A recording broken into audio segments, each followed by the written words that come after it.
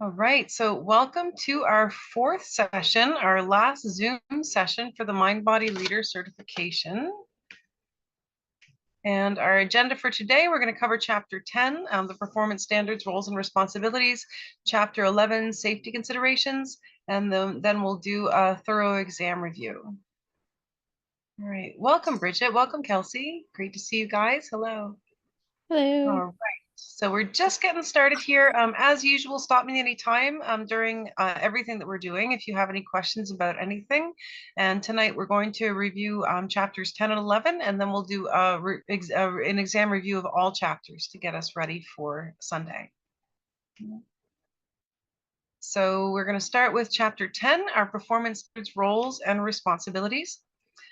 So the performance standards and scope of practice, I encourage you to read them, become really familiar with them, because they are very important to the way that we teach and to our scope of practice as well. So the Mind Body Leadership Performance Standards include all exercise theory performance standards. That's everything you learned in the ET program, the principles of exercise. And then for adherence, MBL practitioners are required to understand and adhere to the NSFA Code of Conduct. There's a copy of the Code of Conduct in your MBL course curriculum on Teachable, so that's a good thing to review as well. Exercise methods. As MBL practitioners, you're qualified to teach fitness-based yoga, stretching, breathwork, meditation, and visualization as outlined in this course.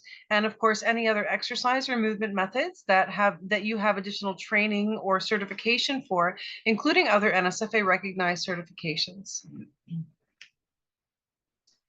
Now, for exercise context, you as an MBL practitioner will be able to describe and demonstrate the knowledge of the following. So principles of exercise, including movement methods that you use, health and well-being benefits of your specific methods, safe movement techniques, posture and alignment of individual exercises, and injury and legal risks. So those are all things we're going to want to be able to talk about with our participants and with the people that we're working for and with just about anybody.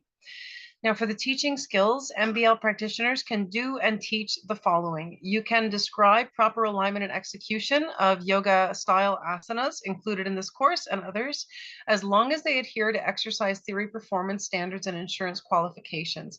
That includes proper use of basic breathing techniques. You can scan participants' actions for safety concerns and make corrections using adult-based teaching methods. You can provide variations or modifications for exercises as needed by class participants. You can provide instruction for relaxation techniques, including but not limited to meditation and visualization. And you can use portable equipment or props where appropriate, including and not limited to yoga blocks, chairs, balls, bolsters, blankets, and or bands. And lastly, also you can create a positive learning environment for participants of all levels. And that's a big key to what we do as instructors. Now, the NSFA Mind Body Leadership Practitioner Performance Standards and Scope of Practice continued. The approach to teaching exercise. So you as practitioners will work within the following philosophical approaches. These are good things to know. First is cultural awareness. So we're taking care to not appropriate or misrepresent elements from a culture that is not our own. We're taking care to use proper language and the proper pronunciation of words from languages that are not our own. And then next we have science-based teaching, really important stuff. We're teaching fitness-based yoga and other formats as a science-based exercise method.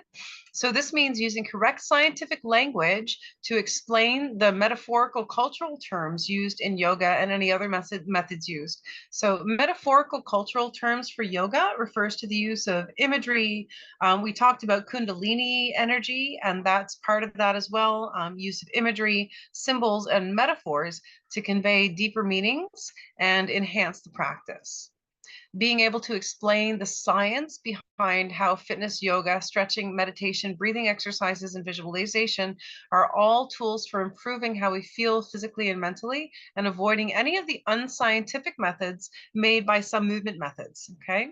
So we want to just be aware of what a scientific versus an unscientific learning and method looks like.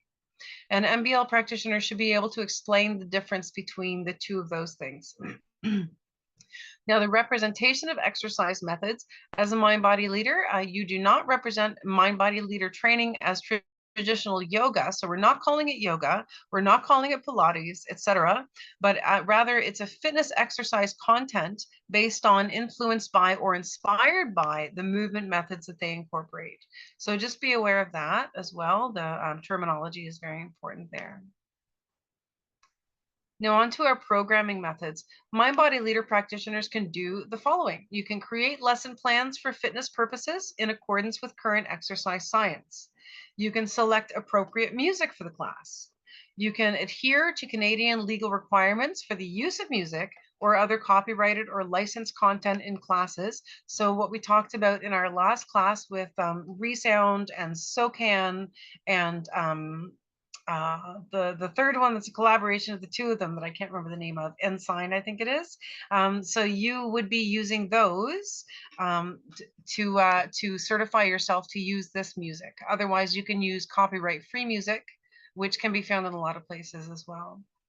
What we are not certified for includes any form of hot yoga or other exercise in highly heated spaces. We are not certified for hands-on adjustments to clients' bodies. We are not certified for full body inversions. So for example, head and shoulder stands. We are not certified for breathing techniques that require breath retention, so holding of the breath. And we are not certified for using advanced techniques in non-yoga methods, such as Pilates reformers and machines, point shoes and ballet, gymnastics, acrobatic or aerial techniques like trapezes, aerial skills, etc., or anything else which contradicts the exclusions given in exercise theory or the NSFA FLC insurance plan. So make sure that you're really familiar with all of those conditions, both in your insurance and the courses as well. Now, the Mind Body Leader roles and responsibilities continued. MBL should lead classes to improve health. We're leading classes to develop and guide participants through mind body exercises, routines, and activities that are designed to help improve physical and mental health, just overall. And again, we want to have those scientific talking points so we can explain to people why we're doing what we're doing and why it's recommended for them to do those things as well. We're ensuring the safety of participants is paramount. So instructors must provide clear instructions, demonstrate proper techniques and other modifications in order to accommodate different fitness levels and also prevent injuries. We are a source of inspiration, so instructors should foster a positive and supportive atmosphere, helping participants feel motivated and engaged. And this is going to help participants to continue on with their fitness journey. It's going to make them want to come more often and be more dedicated to their changes. MBLs can educate participants about the benefits of mind-body practices, proper techniques, and the importance of consistency. MBLs can also help provide education on active living and lifestyle habits. So again, knowing what's within your scope of practice. For example, if we don't have an additional certification in nutrition, we're not going to offer nutrition advice, but we are offering recommendations that complement the participants' fitness routines. So for example, the importance of having enough quality sleep or including other types of exercise for health as part of their daily routine based on the guidelines for physical activity, such as accumulating 150 minutes of moderate to vigorous cardio exercise each week and doing strength exercise twice per week. Now, client education can also include tips for healthy eating based on the Canada Food Guide as well. So you can use that as a reference. Now, number 5, maintaining progress. So progress is easily monitored for participants who attend regularly. As their abilities improve over time, new options can be provided to ensure they're continuously challenged and can see their progress. There might even be the opportunity to start a new class for those ready to advance to the next level. So that's something to keep in mind as progressive classes as well. And number 6, maintaining professionalism. So Mind Body leaders and all instructors should always operate within their own scope of practice and adhere to professional standards. This also includes being punctual, prepared, and respectful toward all participants and to the members and other trainers of the facility that we're teaching in. So I think we've probably got that locked in for most of us, but sometimes it's that little space of awareness that we need as well. And then relationships, building relationships really is a key to creating a supportive and welcoming environment. So by getting to know participants and understanding their fitness goals and needs, an MBL can offer more personalized support and modifications. This approach fosters a strong rapport and it helps build trust, making everyone feel more comfortable and valued. So make that a point in your classes to get to know people, know where they are, know where they're wanting to go. Mind-body leaders can lead by example to encourage participants to maintain a balanced lifestyle and to listen to their body and mind. Number 9, ensuring proper use of equipment. So it is your responsibility as the fitness leader to make sure that all fitness equipment is used correctly and safely throughout the class. This also includes regular checks and maintenance of equipment that is provided to the participant for use in the class. For example, if bands are provided to participants, they should be checked for fraying or rips, as they have the potential to snap apart and might cause injury to the user. I don't know if you guys have ever had that happen in a class, but we've certainly had resistance bands snap in a class before. We've had stability balls pop and things like that. So I've never actually seen anyone be injured from this, but it's definitely a risk. So we want to take responsibility for our equipment. And an NSFA certified MBL should always hold current first aid. That means within 1 year, and also be prepared to administer CPR or handle emergencies if they arise during a class. Additional safety considerations are going to be covered in the following chapter. Yeah, some key qualities of an exceptional mind-body leader. Being a great fitness instructor, as you guys know, especially a mind-body leader, is about more than just teaching exercises. These exceptional leaders inspire and motivate their participants, creating a supportive environment for both physical and mental well-being. These are the key qualities that make an outstanding mind-body leader. So one is that they enjoy engaging with people and inspire them to achieve a shared goal, which is, in this particular circumstance, mind-body fitness. They're more than just an instructor. They genuinely care about the participants' experience and outcomes. And people really feel that in your classes. So that's a great thing to be able to offer them.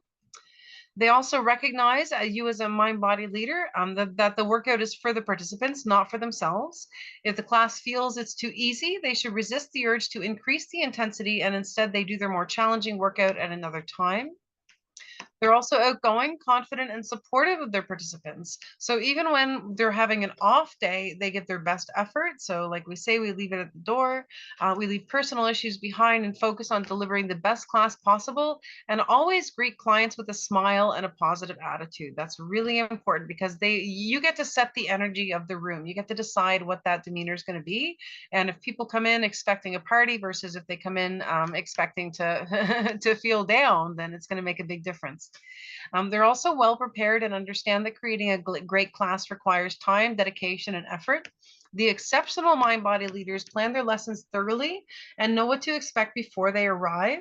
They understand the class format, they know who's attending and what equipment is available, and they're flexible to make changes to their session as necessary. So you might show up at a place and everything that you expected to have available is not.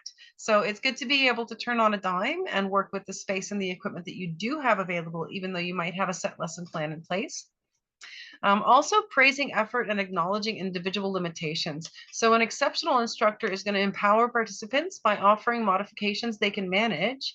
They ensure everyone leaves the session feeling accomplished and successful and positive about their progress. So that's the most important thing, is for people to feel successful when they leave your class, and that's going to make them more likely to meet their goals and keep coming back. They also show empathy by understanding and acknowledging the challenges participants face, and then offering encouragement and support to help them overcome these obstacles and also achieve their goals. Now, noting that there's a difference between empathy and sympathy, can anyone make that definition for me? What's the difference between empathy versus sympathy?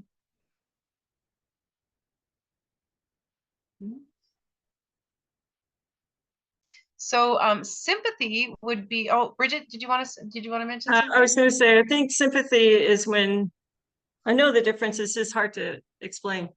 You can be emphatic with somebody, and I don't know what I'm going to say. It's challenging to put into words, and I know you know Yes. exactly what it means. So if we're sympathetic, then we can understand what another person is going through, and if we're empathetic, it's more like we can feel what another person's going through. Like an So empathy, empath. Like an exactly, empath. yeah. And that can be kind of more challenging for people who are empathic because they're taking those emotions into themselves from other people. And sympathy puts us in a place where we can feel that, we can understand that emotion without necessarily feeling it viscerally. But both are positive, right?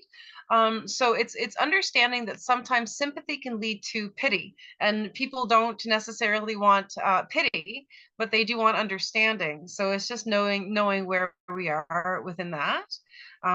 Yeah. And then what we are also on number 7, exceptional MBLs are reliable.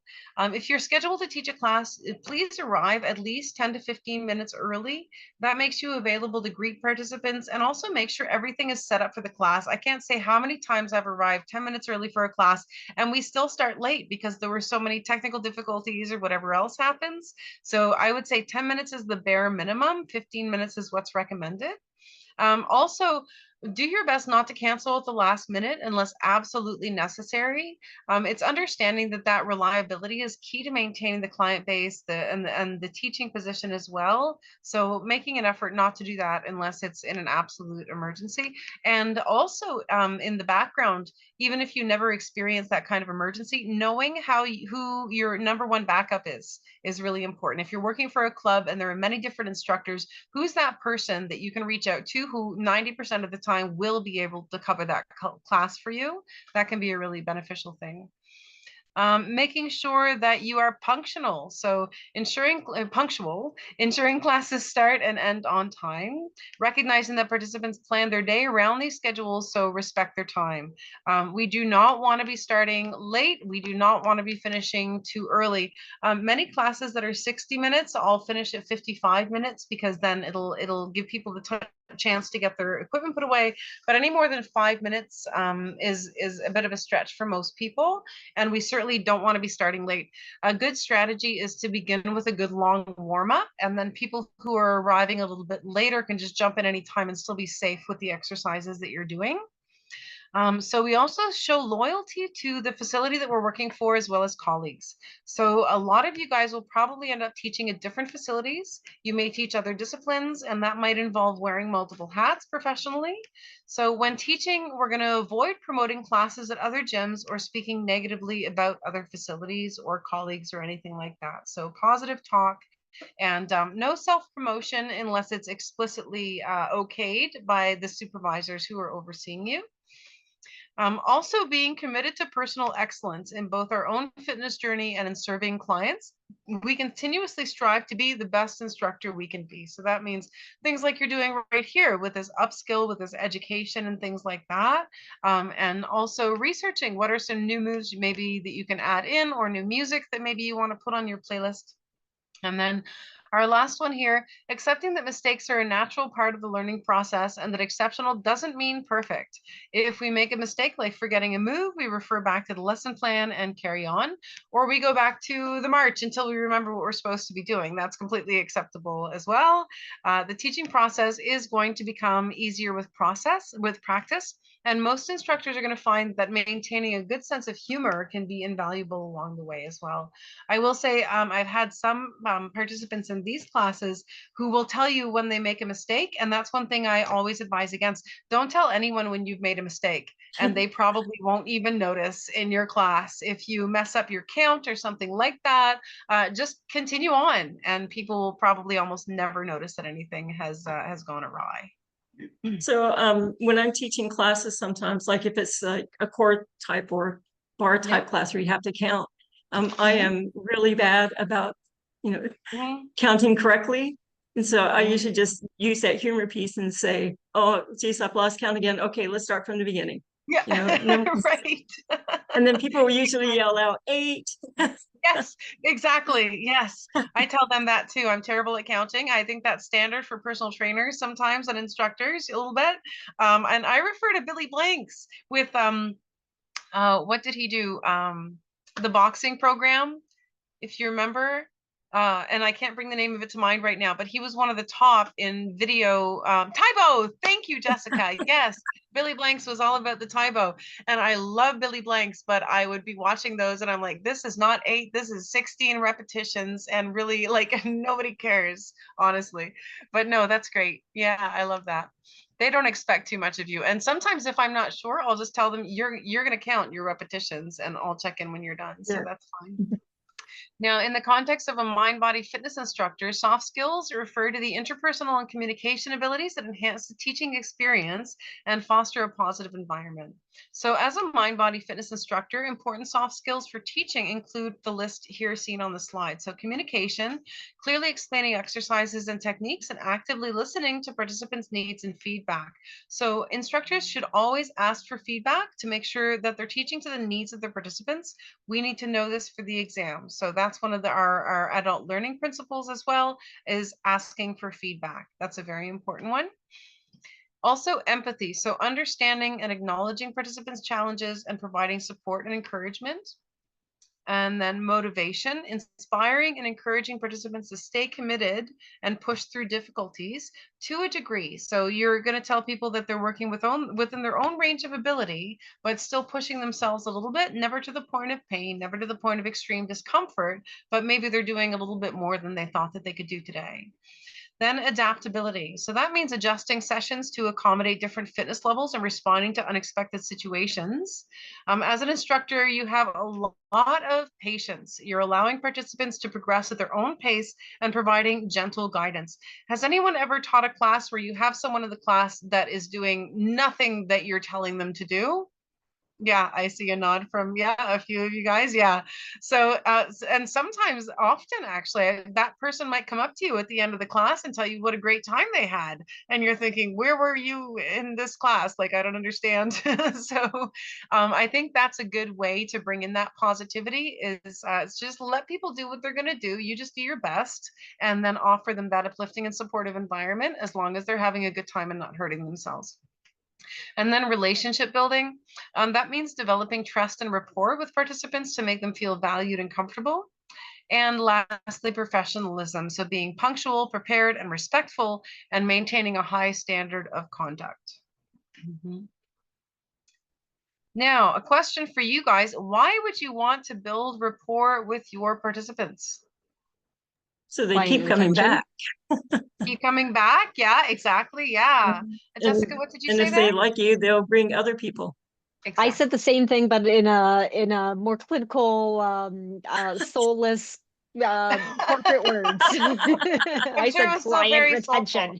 That's great. Exactly. Yes, exactly. Yes. Yeah, from the technical side of things. So you want to retain them. You want to keep them coming back. Here's a few examples here. It's going to help create a supportive and welcoming environment, helps participants feel connected to their instructor. So they'd be more open to trying exercises and activities because they trust you. They feel like they bonded with you. Getting to know other participants allows for more tailored instruction and better outcomes for the participant. And a friendly environment means participants are going to return, just like we both said. Yeah. What are a few of the ways to build rapport in a fitness class? Learn their names. Learn their names. Yeah, that's a big one. Yeah. Even just saying hi on the way in the door. I'm so bad with names and I work so hard at it. I have all of those little connections in my brain that I try and make. Sometimes it doesn't work out. But when you say hi to a person and you ask them how they're doing and things like that, that can go a really long way, even if you don't say their name. So a few of these in here. Welcoming them warmly every time and making the connection. Engaging new participants, learning their names, and if time allows, give a brief fitness history and expectation for the class. I also like to check in with brand new participants after the class and just ask them just an open question of how was that for you? And then they can let you know positive, negative, or everything in between, how that was for them. Learns and uses names to foster a group atmosphere. Maintaining eye contact is a big one. Communicating verbally and non-verbally with each participant at least once or twice throughout the class. Correcting gently, addressing the whole class and not singling out someone unless they are at risk of injury. And we talked about that one a couple of classes ago.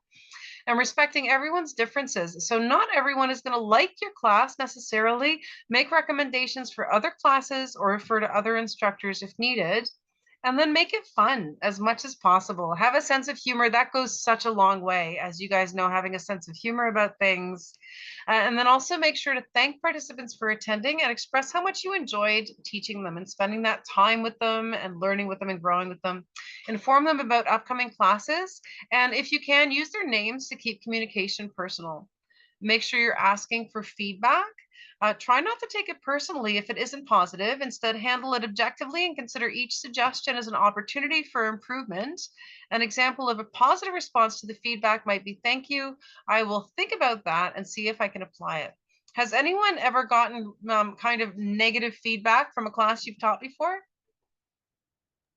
Not negative, but we put a survey out towards the end of every session, and I have received specific and critical feedback, and I have taken it into account going forward. Okay, good for you. Yeah, that's the mature way to handle it. Absolutely. Yeah, good for you. That's a big deal. I remember when I taught my first aquafit class, and it was because I was in a managerial role and the instructor didn't show up that day. I had never taught aquafit in my life before.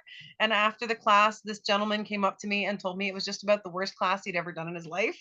And oh, he gave me the rundown for a good 10 or 15 minutes about how much I sucked and how much I needed to get better. This was an older gentleman, probably 75 or 80 years old. And But I took it with a grain of salt and told him it was the first one I'd ever done. And after that, we actually became really great friends. But he was just a no holds barred kind of guy. And it was, he didn't swear at me, he didn't demean me. But those things can happen from time to time. Hopefully, it never happens to you. but that's again, what I said to him was, "Thank you for that feedback, and I'll see what I can do about applying that." Your first shift at Tim Hortons, Jessica. Oh no. Oh, geez, right? Oh my goodness. And you know what? I think it can be good for character growth to experience that once in a while and just, yeah. Okay. So now on to our safety considerations. You got enough character, Jessica. That's great. That's awesome. Now, chapter 11 is all about safety considerations in our class. So some very relevant stuff here. Before beginning any exercise program, including a mind-body session, your participants should complete the PAR-Q, from which stands the physical activity readiness questionnaire for everyone.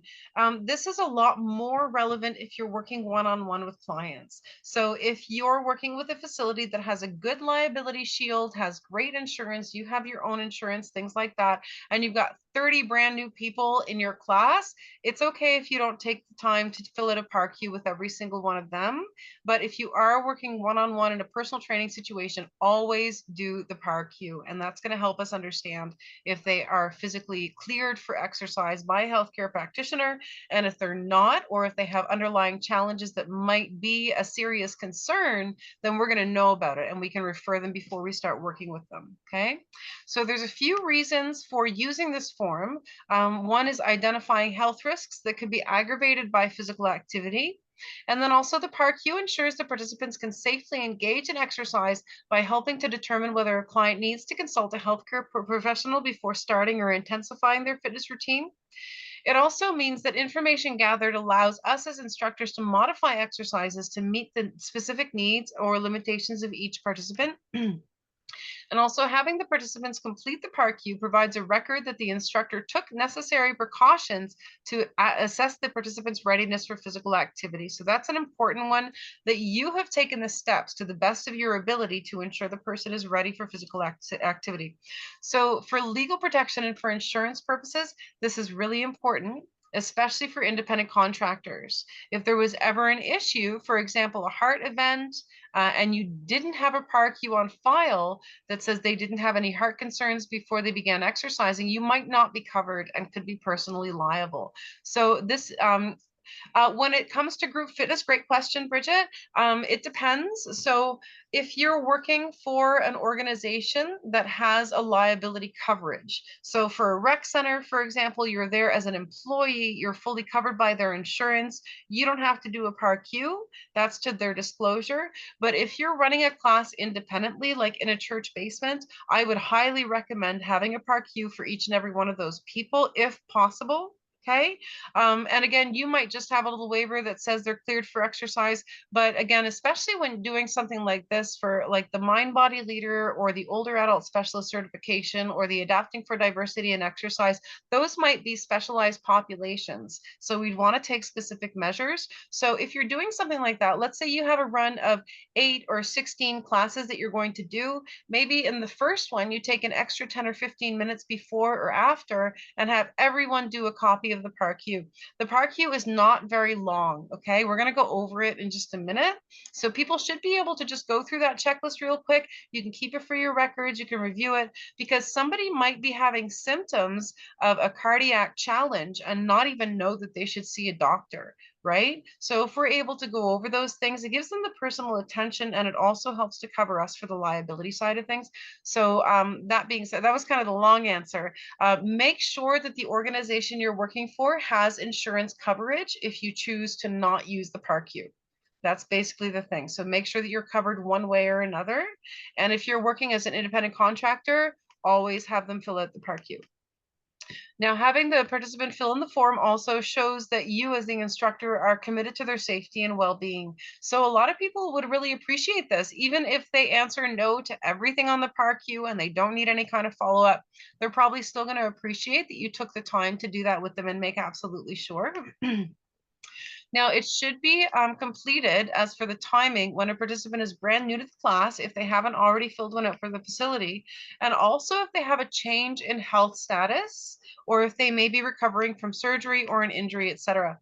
So now that, especially in a class setting, is something that we're going to just have to sometimes go on the honor system. Maybe somebody filled out a PAR-Q plus, and then a week later, they had a cardiac episode and didn't tell you. Right? So if you don't know, you don't know, and you've just done your best. So it's good to check in with people. And I would say with your one-on-one clients, if you're doing personal training with these disciplines, check in with them even weekly, depending on their health circumstances, and make sure that nothing's changed.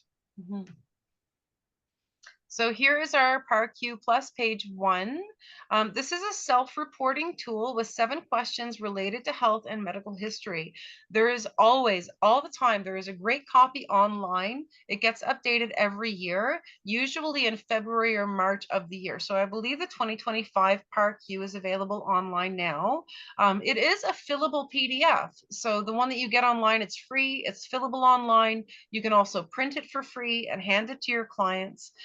So what does self-reporting mean? That in the context of the PAR-Q involves individuals honestly answering a series of health-related questions to determine if they need to seek medical advice before becoming more physically active. So a note also that there is no physical history questions on this form. So that's something that you're going to want to do yourself.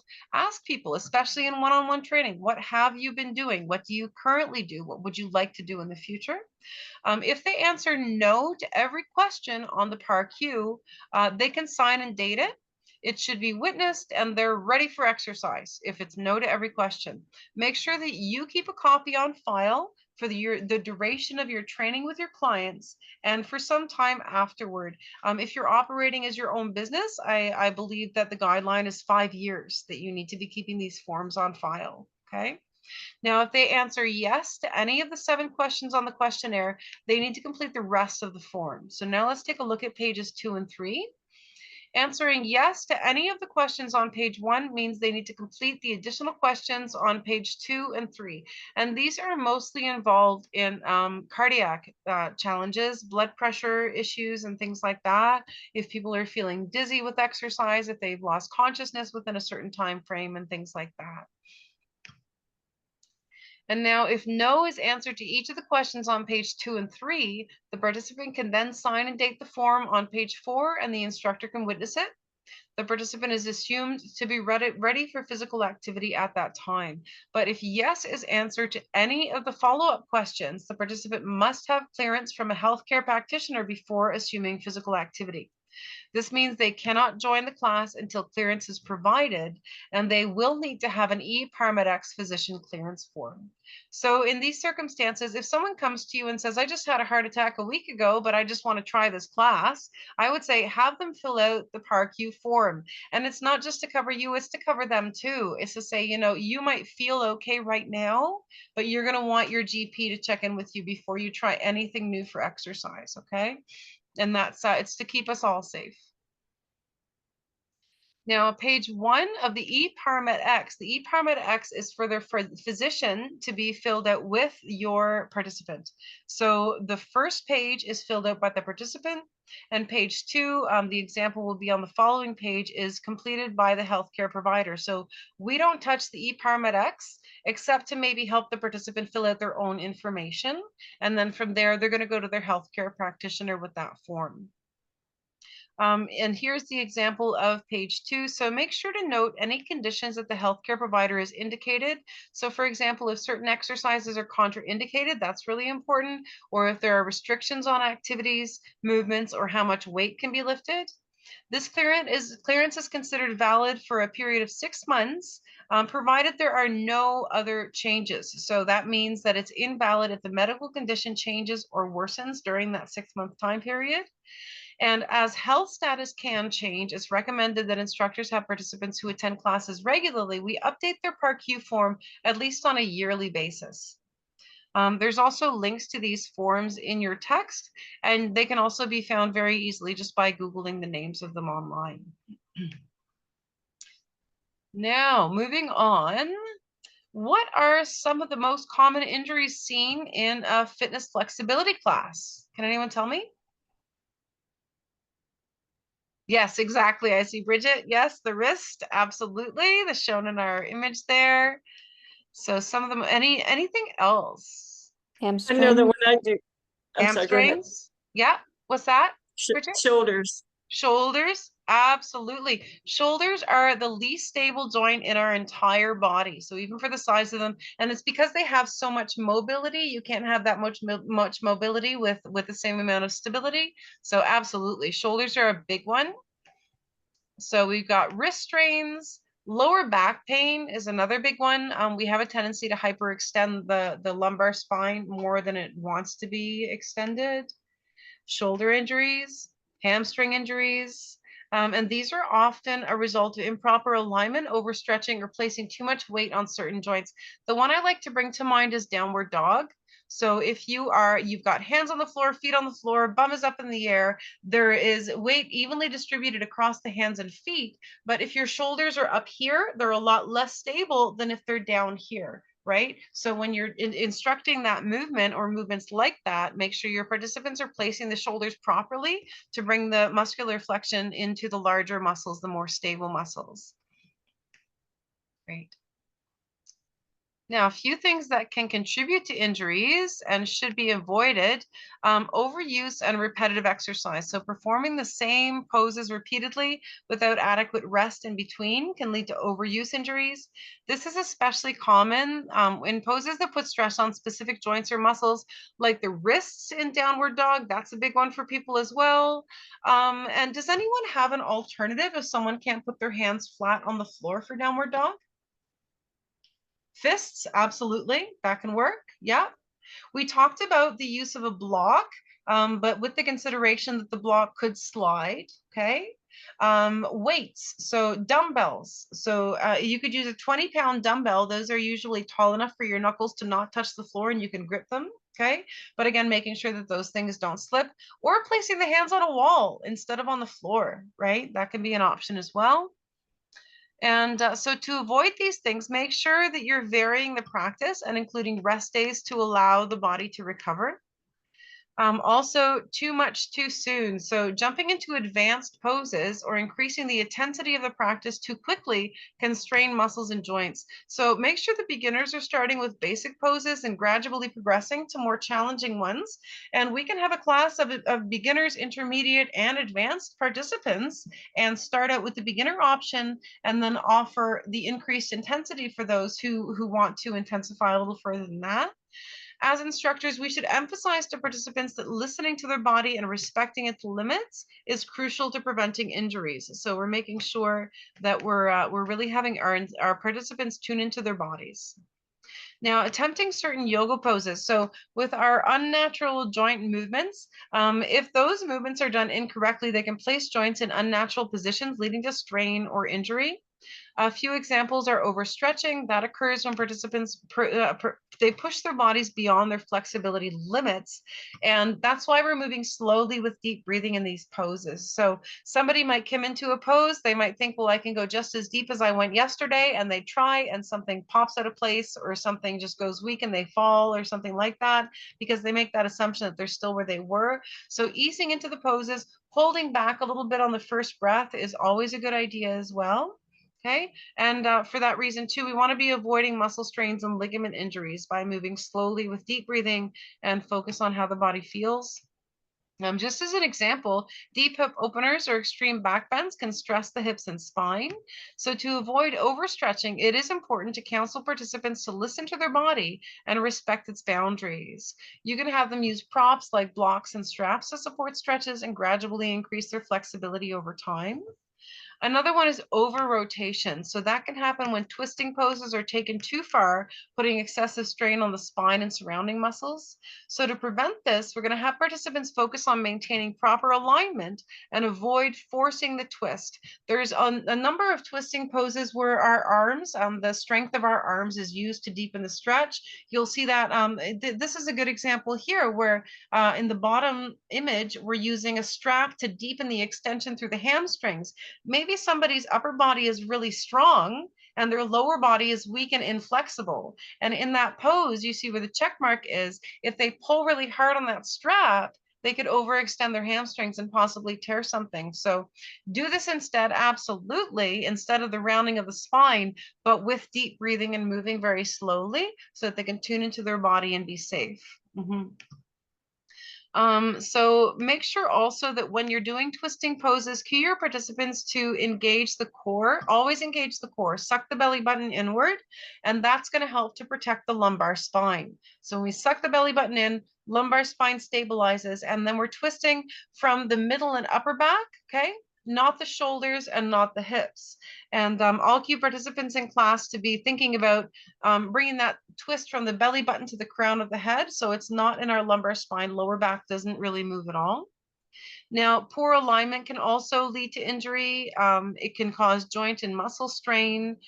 So for example, misaligned knees in warrior poses can lead to knee pain. You might see that person is in warrior pose, long lunge position, and that front knee is buckling inward, right? So we want to advise them, how can we do that? We can ask them to look at the inside ankle, make sure they can see it, push that front knee out to the side to stabilize. And that's not only going to help them in your class, but also in their activities of daily living. They're going to be stronger through those muscles as well. Now, to ensure proper alignment, you as an instructor needs to provide clear and direct cues and have them use mirrors if they're available.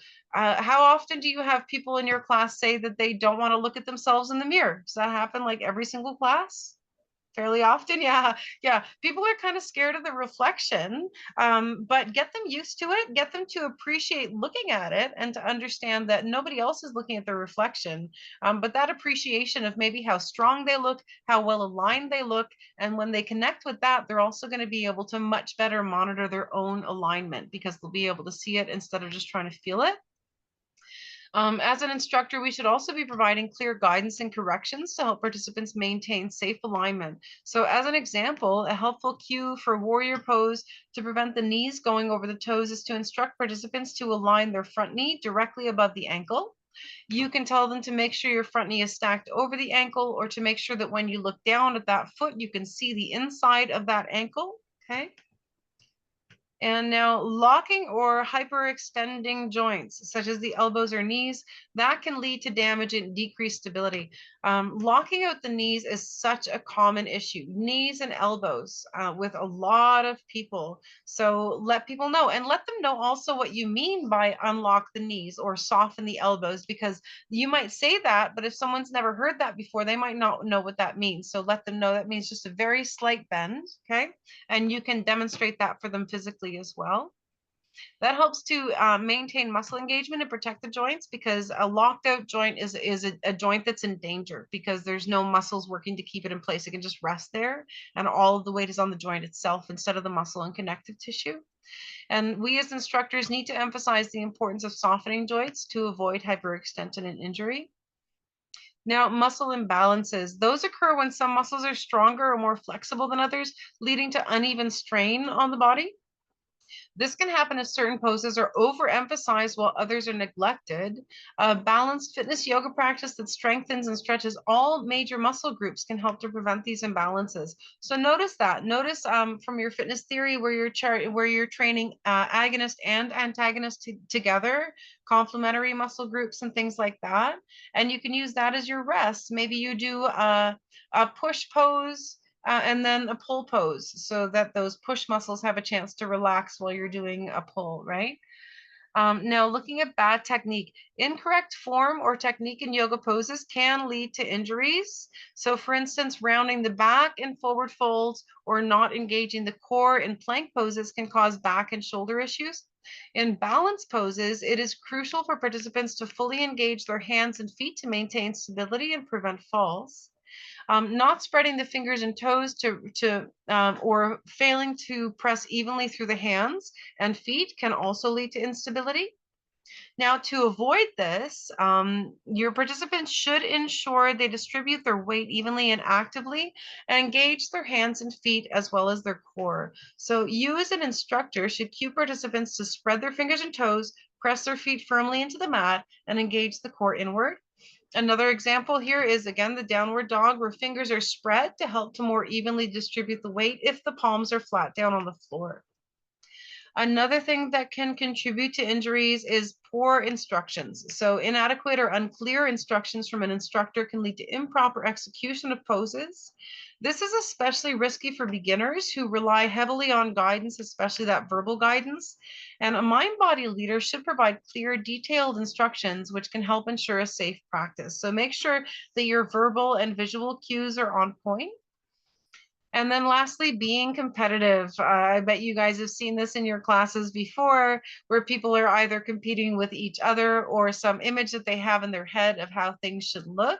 That's a safety issue for some participants. So in their effort to be the best in the group, they might be too aggressive in the depth or the intensity level of their movements. It's a good practice for the instructor to remind class participants that this is their workout and they should do whatever is comfortable and the best for them in that moment. So a cue is to listen to the body and remind them too that their balance, flexibility, strength, and everything is going to change from 1 hour of the day to the next. So we're not pushing it to be the same as yesterday or even this morning. We're just working with where we are in this moment. So yes, those cues to remind participants to notice how their body feels and to stop the movement or reduce intensity if they experience pain or discomfort. Now, how can you help participants avoid injury?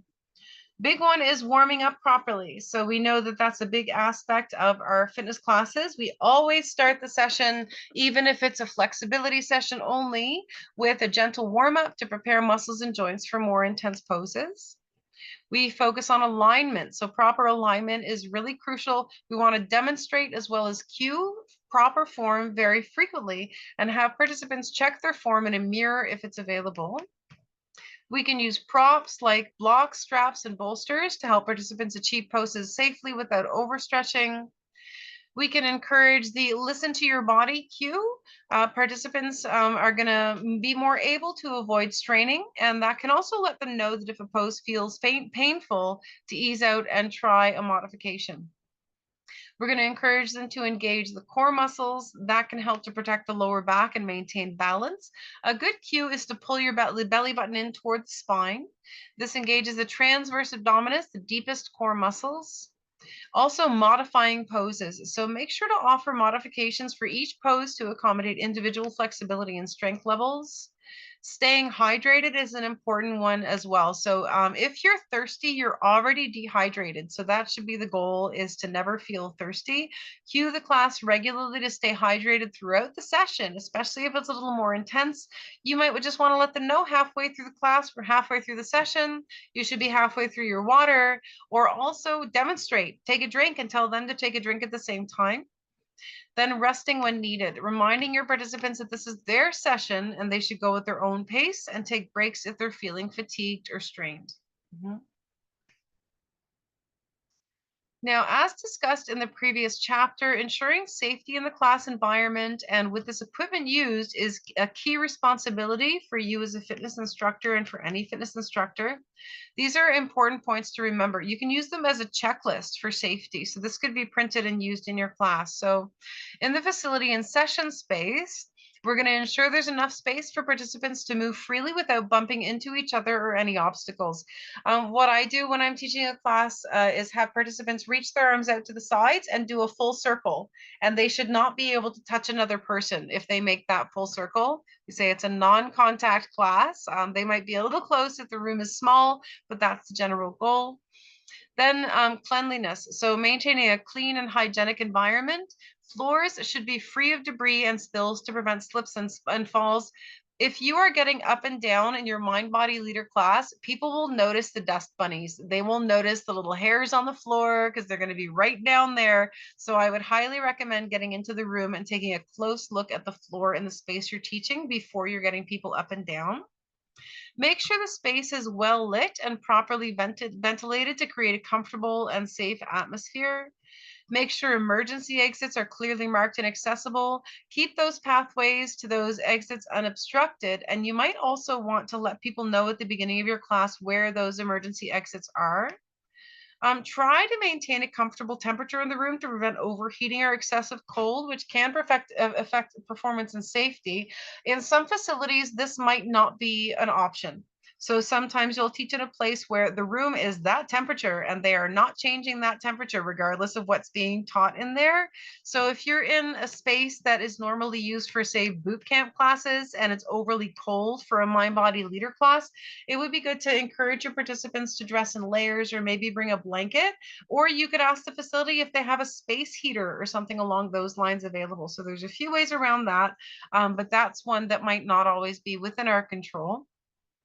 Now for the equipment, make sure that you're regularly inspecting and maintaining all equipment. So proper maintenance is integral. We want to make sure all that stuff is in good working condition. So this includes checking for wear and tear and replacing any damaged items. I understand that the elastic bands, the ones that are just like a big rubber band, they don't have any handles on them, they come in a roll. Those ones can deteriorate when they're wiped with the standard gym wipes because those can contain alcohol. So we've had people who will haul them around in a shopping bag of their own, but then they all stick together and then there's sprays in the next class they use. So just make sure also if you have your own equipment that whatever you use to clean it is not going to deteriorate the material that it's made from, because that can happen as well. Make sure that you're providing clear instructions and demonstrations on how to use equipment safely to ensure participants understand how to use each piece of equipment properly. That's really relevant for your practical exam as well. Any equipment that you use in your practical exam, you should be demonstrating the safe and proper use of that equipment beforehand. If during the session you find some people are misusing yoga props, go back to the basic teaching formula of explaining and demonstrating the stages of reaching each pose or performing each movement. You can also rephrase the explanation of the process, employing imagery and metaphor in your language as well. That can help people understand a little better. And as we learn in the principles of adult learning and theory, don't call out individual participants who are doing these things unless they are at risk for injury.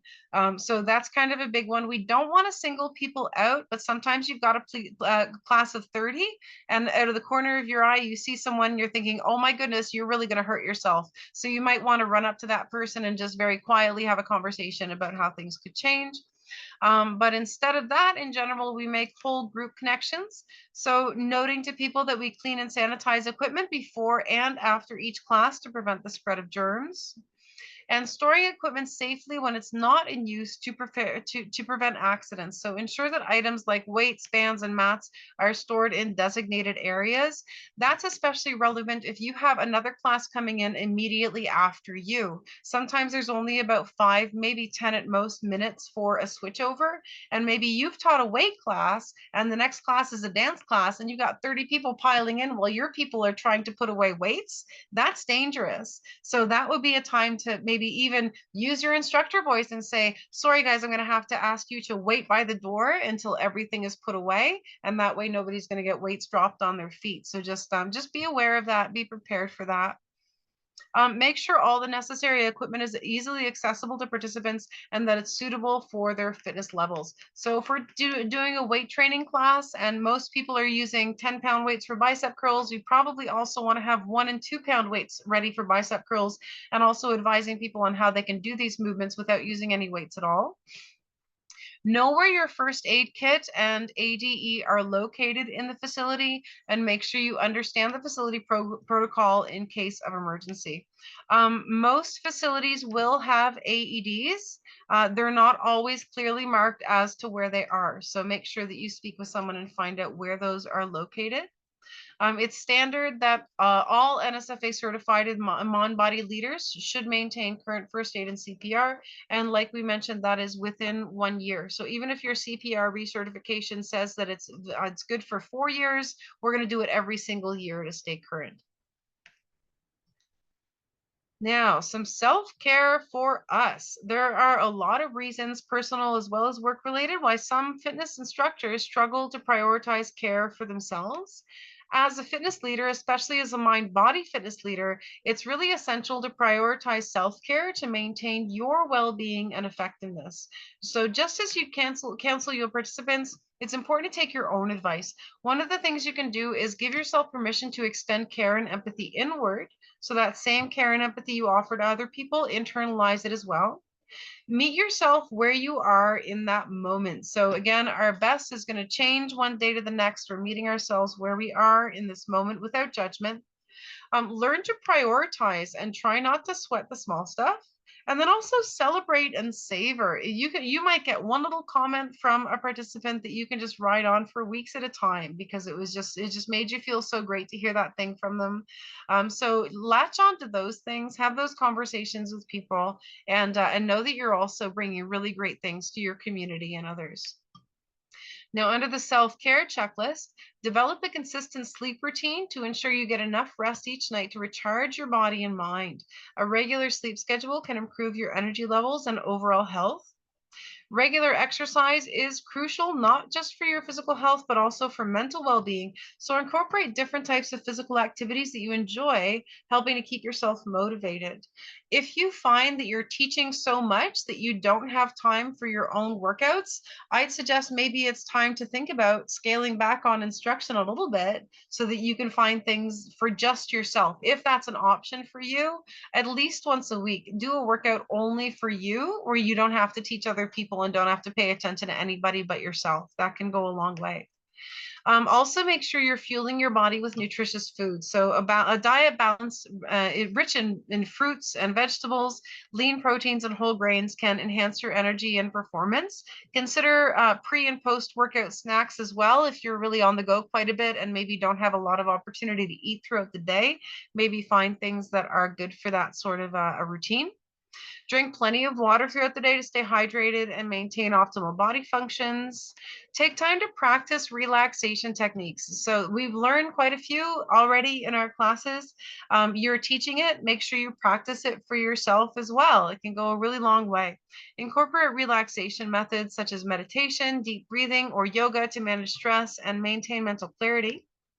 Make sure you have time for yourself by setting boundaries between work and personal life. That's going to help prevent burnout and maintain a healthy work-life balance. And just as you would recommend to a participant who needs additional support, don't hesitate to reach out to colleagues, friends, or another professional when needed. Sharing experiences and seeking advice can be very beneficial, and there's lots of options for us here in Nova Scotia. Now, mindfulness practices for the instructor. So burnout can happen to any fitness instructor and any individual. at any time, especially to those who teach more frequently through the week, including other classes that are more intense. It is important to learn when to say no. So when you start instructing classes, you might be keen on teaching everything and anything, but your health and safety do have to come first. It's important to recognize the signs of instructor burnout, and the common symptoms of burnout are listed on the box on the right there on your slide. So on the left there are some mindfulness practices for the instructor. We'll just go over these briefly. Before each session, take a moment to set clear intentions for what you want to achieve. This is going to help you stay focused and present in the moment before, during, and after. Practice deep breathing. Incorporate those exercises to center yourself and reduce stress. This can be done before, during, and after the session to clear your mind and also reset to the present. So these are practices you can use in conjunction with the class that you're teaching. Engage in body scanning. This is a really excellent practice, regularly checking in with your body to notice any areas of tension or discomfort. This practice can help you address issues early and maintain better physical well-being. And then some visualization techniques. So visualize positive outcomes and successful sessions to boost your confidence and performance. This has actually been scientifically proven to improve people's performance, whether it's athletic performance or academic performance or anything like that. These visualizations go a long way to making us not only feel more confident, that's probably the reason that we do better in the moment. And staying present. So focus on the present moment during your sessions. Mindful movements and awareness can enhance the quality of your teaching and your connection with participants. And also take some time to reflect to post-workout. If you can, take a few minutes each session to reflect on what went well and what could be improved. This is going to help to foster continuous growth and self-awareness as well. A big one is learning to say no to things that don't serve you. One that comes to mind for me is when I'm already teaching a class at 6 a.m. and then I'm asked to teach a class at 6:30 p.m. and I have a class at 6 a.m. the next morning. That's something I have to say no to because that makes for much too much long a day, even if I'm able to lay down and rest in the afternoon. So you're going to be able to decide what's best for you. But yeah, absolutely. Learn to say no. And then lastly, practicing what we preach. So teach only as many classes as you would recommend your class participants or clients take. That if you're not doing that, if you're doing too much, you're going to end up with that residual chronic fatigue and soreness. And that's where we get into the area of overtraining. Mm-hmm. All right. Any questions about all of that before we move on to our review? No, that was also quite a lot of information to cover in a short period of time. I would encourage you guys for our in-person day, if you have a chance to review the materials or if there's anything that's come up with you throughout this course, maybe just jot down some questions that we can clarify in person when we're all together, because that's really helpful for everyone's learning as well. All right, so if possible, I would love it for you to have your mic available and we will do some review and I'm going to ask you guys some questions, okay?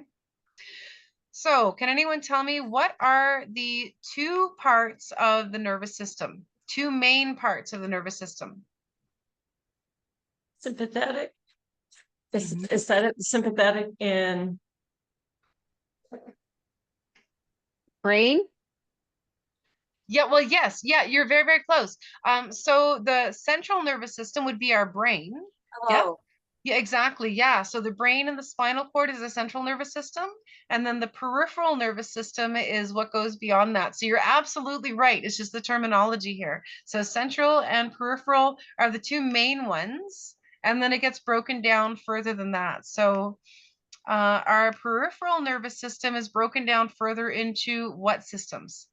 These are the fight or flight versus rest and digest. Does anyone know the technical terms for those? PNS? Mm-hmm. Yeah. I could select the right one from multiple Yes. choice. Yeah, the peripheral and autonomic nervous systems, yes. And for this one, it's somatic and autonomic. And those Somatic are and the ones autonomic. that are automatic and the ones that we think about doing, right? Now, which of these systems controls voluntary movement and which controls involuntary movement? Autonomic controls involuntary. Yes, you're absolutely right. I find the easiest way to remember that is autonomic sounds like automatic. Yeah. Yeah. So absolutely. That's great. Yes. Now we get a little more complex. The autonomic nervous system is now divided further into 3 parts. And you mentioned on our last slide, we had the SNS, the PNS, so sympathetic nervous system, parasympathetic nervous system. What's the third one? Our gut brain is the lay term for that.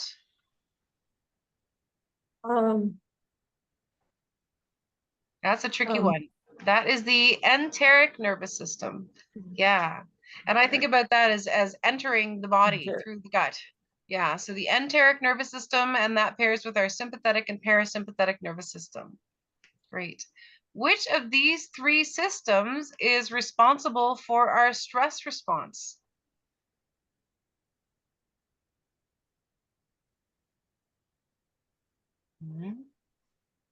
So when we have a friend who comes to us who's stressed out, Is how that are we PNA? toward them? Say again?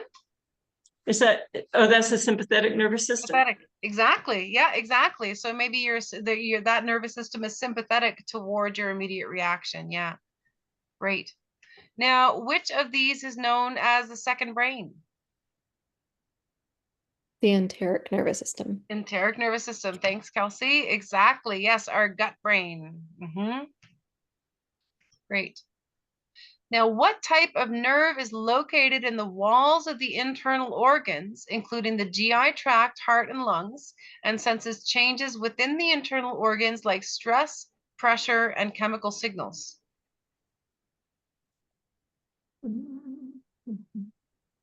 That's a tricky one. I find sometimes I'll watch a movie and go ahead. This visceral nerves? Visceral, exactly. Thank you, Bridget. Yeah, that's how I describe gory horror movies. Sometimes they're very visceral, like you can feel them in your body. Yeah, exactly. Yeah, so that's where that comes from. Thank you for that. Excellent.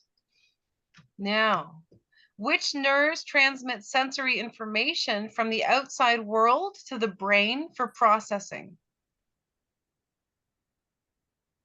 I'll give you guys a clue. We had efferent and afferent. So one brings the information in and one sends the information out. Would the N be afferent? Yes, exactly. Yes, great answer. Yeah, afferent nerves transmit information from the outside world into our brain. Now, these senses are also known as the general senses, and they collect information related to touch, pressure, pain, and proprioception.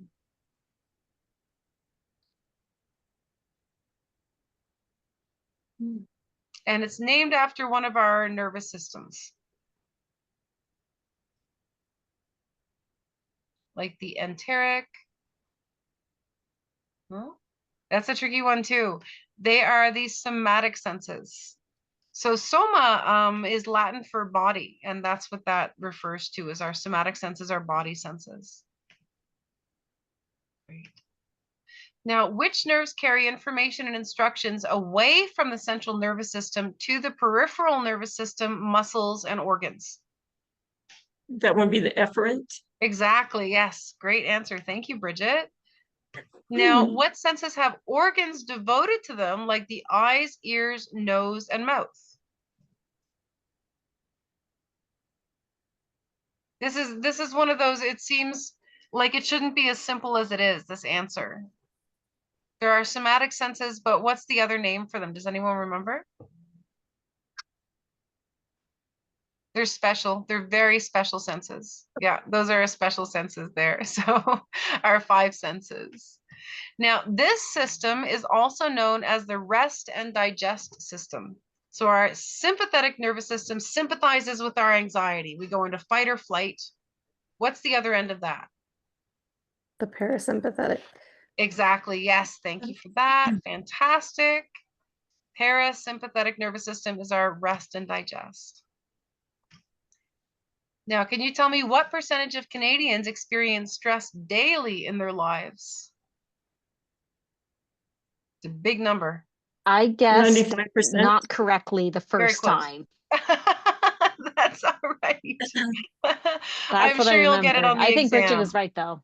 I Yeah, think Is it you're Roger Vu is very, up very there. 95%? Yep, 76. Yeah, so you're Since- super close. Actually, And it'll be that was my multiple first choice. answer, and then Yeah, there you I go. thought, no, that's wrong. You had it. No. And the exam is multiple choice. So that answer will be on there. And they're not going to try and fool you by saying 75 or 77. So yeah, you'll get that for sure. That's great. Now, true or false, the greatest causes of death and chronic disease on the planet are lifestyle related and preventable. True. True. Absolutely. Yep, absolutely. Great. Now, which of the following are part of the body's natural stress response? Answer true or false. The blood pressure increases. Is that a natural stress response? True. True. Yes, it is. Yes. The pupils dilate. Yes. True. Yep, True. exactly. Hearing gets better. True. False. False. Oh. Yeah, hearing decreases so that we can focus more on sight. So that's a tricky one there. So Mm. hearing decreases. Heart rate decreases. False. False. False. Absolutely. It increases. Digestion slows or stops. True. Yes. True. Absolutely. Yep. Saliva production increases. False. False. False. Yep. It may decrease, which can result in the dry mouth. Great. Now, true or false, the hippocampus is a tiny part of your brain that acts like your body's control center. True. Say true. Oh, this one's a tricky one. It's false. It's the hypothalamus. Yes. And I find them so tricky because they both start with H. That's the only thing for me. But the hippocampus, it's the hypothalamus, the pituitary gland, and the adrenal gland. So, what are the organs in the HPA axis? I was just looking at it. It's a tricky one too. And remember, you'll have these slides in the recording to go over as well. So this one is the hypothalamus, pituitary, and adrenal gland. So that's the acronym in the HPA, hypothalamus, pituitary, and adrenal. So if we remember that, the HPA, that becomes a little more logical with those words. Where are these located in the body? So can you tell me where the hypothalamus and pituitary glands are located? Exactly. In your brain. Yes, exactly. And where are the adrenal glands? Is it your kidneys? I was going to It's say on about top the of your kidneys. Yep, you're absolutely right. Yes, they're cone-shaped glands on top of the kidneys. Yep. Great. Now, which of these releases cortisol and adrenaline? That's the adrenal. That's the adrenal. Exactly. Yeah. Adrenaline. Adrenaline. Adrenal. Yep. Got it in the name. Yep. Exactly. That's fantastic. What is another name for adrenaline? Serotonin? Nope. No. Close Dopamine. though. That's So it. tricky. This is what they would Is it- administer in a hospital. Oh, epinephrine. Epinephrine. Yes. Oh. Excellent. Excellent. So tricky. All these chemicals. All right. Now, true or false, the amygdala is a small structure in the brain that processes fear, emotions, and stress responses. That is the amygdala. Is it or isn't it? Yes. True. Yeah, exactly. Great. Yeah. Now let's put these in order for the physiological stress response. Oh, this is a good one. Adrenal glands, environmental stressor, ACTH, amygdala, hypothalamus, CRH, pituitary gland, cortisol, and adrenaline. So what happens first in this sequence? The environmental Environmental stressor. The environmental stressor, absolutely, yes. And then what happens after that? What happens once we receive the environmental stressor? What gets alerted? The adrenal glands? No. No, The it's got to happen in the brain hypothalamus? first. That's a great answer, but it's got to happen in the brain first. Is it the Okay. hypo? Very close. Right before the hypothalamus is the amygdala. Okay. Yeah, so it's then the amygdala and then the hypothalamus. So very good answer there. And then what does the hypothalamus release? It's a hormone. Cortisol Cortisol. and adrenaline. Mm-hmm. Mhm. Cortisol. It's the CRH, the corticotropin releasing hormone. Exactly. And then what does that signal? Goes all the way down to our kidneys. Cortisol and adrenaline. Yeah. Yes, yes. Which gland? Oh, The pituitary. Pituitary gland, yes, fantastic. And that we've got our hormones here, ACTH, which signals then what glands to release stress hormones? Adrenal glands. The adrenal glands. Great answer. Great job, guys. And then what do we end up with at the end of all that? What hormones are in the system? Our stress hormones. Cortisol and adrenaline. Exactly. cortisol? Yeah. Great job, guys. That was a very tough question. Is So very that well done there. one Mhm. question or is that a series of questions? I would say this is probably going to be a series of questions. Yeah, because Okay. it'll be multiple choice. But you might have that entire sequence laid out in different orders in Okay. A, B, C, and D. Yeah.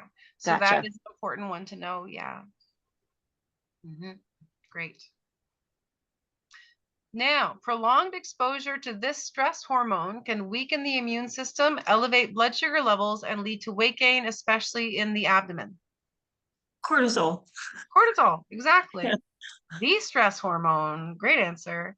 What are some of the negative effects of chronic stress? Heart disease. Heart disease. Sleep problems. Diabetes. Oh, sorry. Don't look at that. Sleep Don't look. disturbance. Everything. Everything.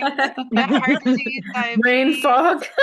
brain Weight fog. gain. Yeah, weight gain, metabolic issues. Mood changes. Yes, mood changes, immune system weakening. Digestive problems, did you say? What's that?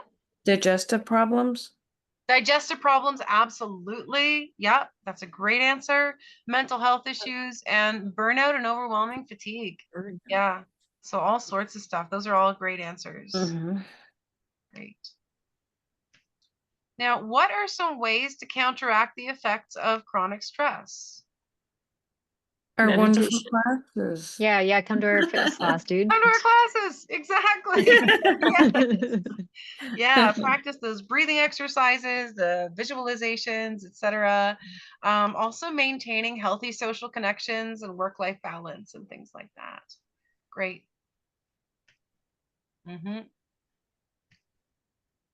What is the name of the longest cranial nerve in the body?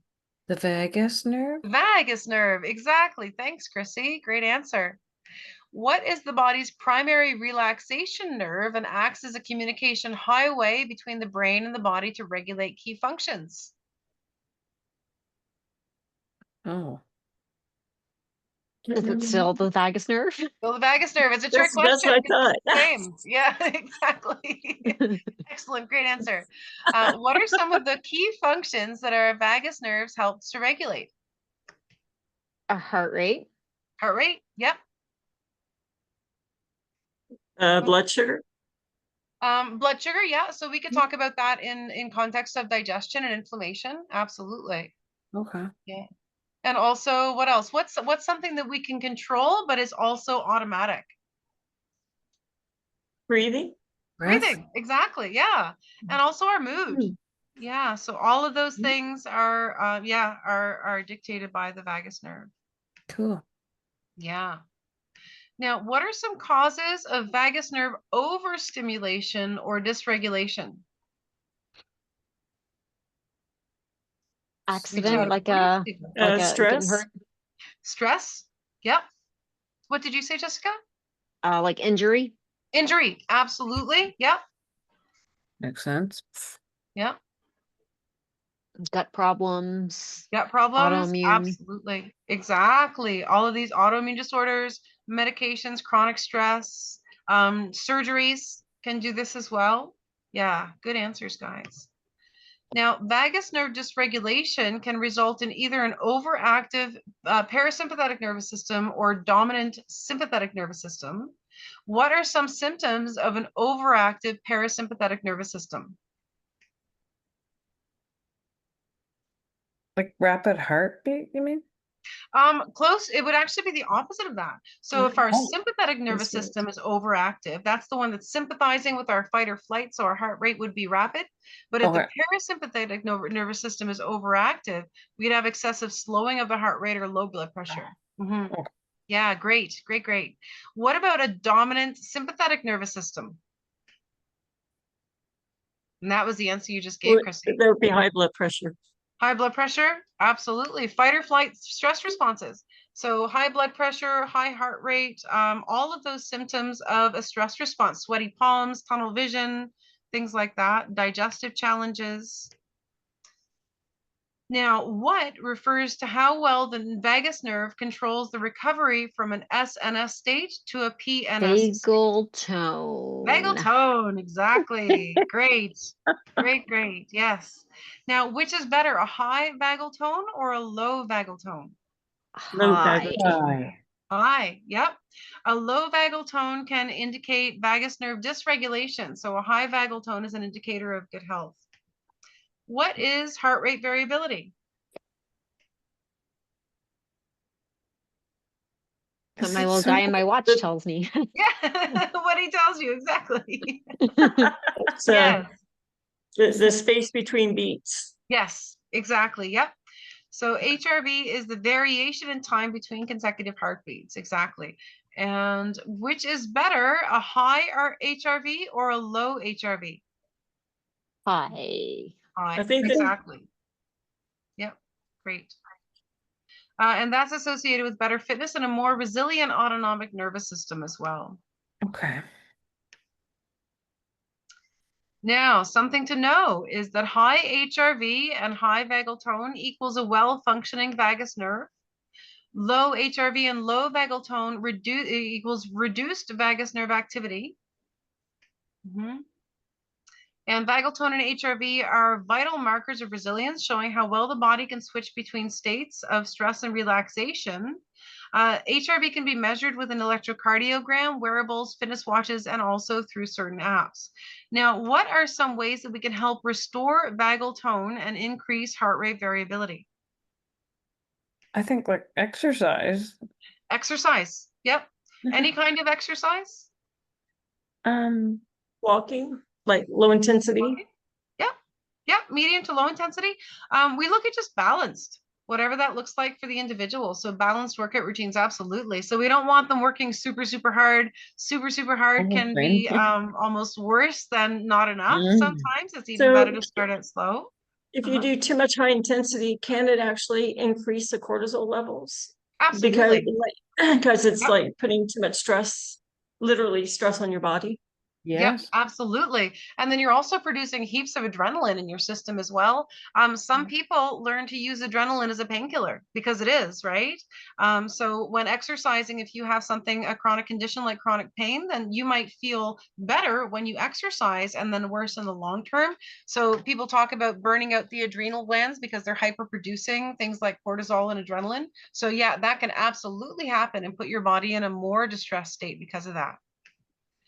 So a few ways to increase HRV include these. Anti-inflammatory diets are a big one. Lots of vegetables, fruits, sources of omega-3s, and a reduction of processed foods. So anything coming in a package, anything that's very far from its original form. A balanced exercise routine, again, looking at what that looks like for the individual, because that's going to differ from person to person. Cold water immersion. We talked about the diving reflex a couple of classes ago and how it's activated just by splashing your face with cold water. That can be really beneficial. Quality restorative sleep. That can be a challenging one. I would encourage you, as well as your participants, to use the breathing exercises and relaxation exercises we have in class, because those can be really beneficial in helping with sleep disorder. And also mind-body practices, like the classes that we instruct. Now, on the left of the slide here are the benefits of a healthy vagus nerve, and on the right are some things we can do on a daily basis to help strengthen the vagus nerve. So we can practice slow breathing, aiming for 6 to 8 breaths per minute with longer exhalations. We can incorporate yoga or stretching every day. That has a number of benefits. The gentle poses and stretches help to relax the body and stimulate the vagus nerve, as well as increasing flexibility. And as we know, yoga has been shown to be one of the most effective ways to enhance vagal tone. Engaging in daily meditation, even for 5 to 10 minutes a day, I say even to 30 seconds several times per day is absolutely fine as a place to get started. That can have profound effects. That being said, when you go from meditating for, let's say, 1 to 10 minutes at a time versus staying in meditation for 10 minutes to an hour at a time, there's a shift in the brain and you'll feel it. When you get deeper into meditation, it can have really profound effects, but people don't have to start there. Okay, it's about starting small and making it palatable for yourself. And then you can also sing, hum, or gargle. We talked about the benefits of that. These activities stimulate the vagus nerve through vibration in the throat, and also fostering social connections and having positive social interactions with others. That helps us increase our vagal activity and heart rate variability as well. So now, can anyone tell me what is the name of the breath work that makes a humming sound? What's the English name for that breath work? Oh, bee, Yeah. buzzing bee, Yes, exactly. Yes, the bee breath. buzzing bee. Yeah. Yes, yes, perfect. It is the bee breath, named after the Indian black bee. Yes. And that is, again, a really great thing to incorporate with your participants as long as it's comfortable for them and in your own practice as well. Now, chapter 4 review. This was all about brain waves. So the brain operates using electrical impulses that create different patterns of activity called brain waves.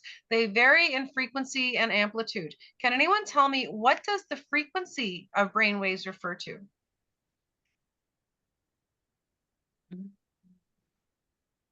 So it's how frequently the brain waves occur in how much time? Hertz. You're close. That's the amplitude. Yes. But it is per measured in second. hertz. Yes, in Per every second. second. Exactly. Yeah. But you're absolutely right, Bridget, too, that it is measured in hertz, indicating how fast the brain waves oscillate. So it's how many hertz per second. Yes. And now, what is the amplitude? That's the height. Exactly. Yes. Yep. The height of the brain waves. And that indicates, can anyone tell me what it indicates? How fired up your brain is. Yes, exactly. How fired up your brain is. That's exactly it. The power intensity of the signal. Yep. So a higher amplitude is going to mean stronger brainwave activity. Yeah. Great. Now, what types of brain waves are these? 30 hertz and above, fastest brain waves involved in high-level processing and networking across the brain, and also related to spiritual experiences. Do you remember what those ones are called? Alpha. Are those gamma? Mm-hmm. Gamma waves. Absolutely great answer. And now 13 to 30 hertz for active thinking, problem solving, focus, dominant when awake, high levels associated with stress and anxiety. Theta. Theta. Great answer. Awesome. Yes. Now 8 to 13 hertz associated with relaxed alertness, common when eyes are closed during quiet, gentle thoughts, yoga, and stretching. One of the spots we want our participants to be in. Theta.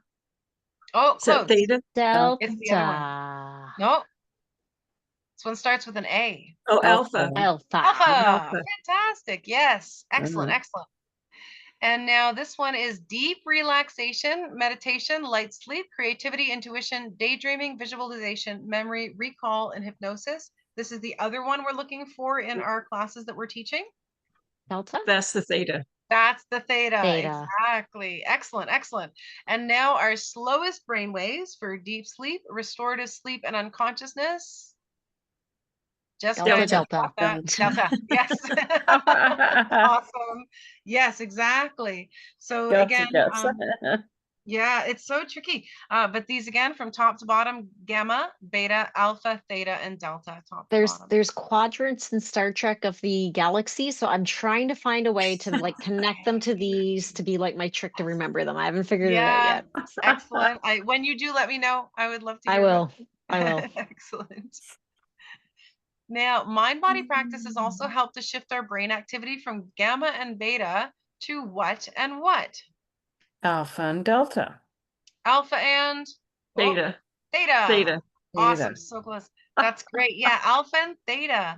Recent studies have shown that between 700 and 1,500 new neurons are produced daily in this region of the brain in a process called neurogenesis. What is that region of the brain called? Is that the Like hypothalamus? the hippocampus. You're very close. Campus. Yes, hippocampus. Yeah, excellent, excellent.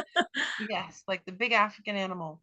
And what are some of the proven health benefits of practicing yoga?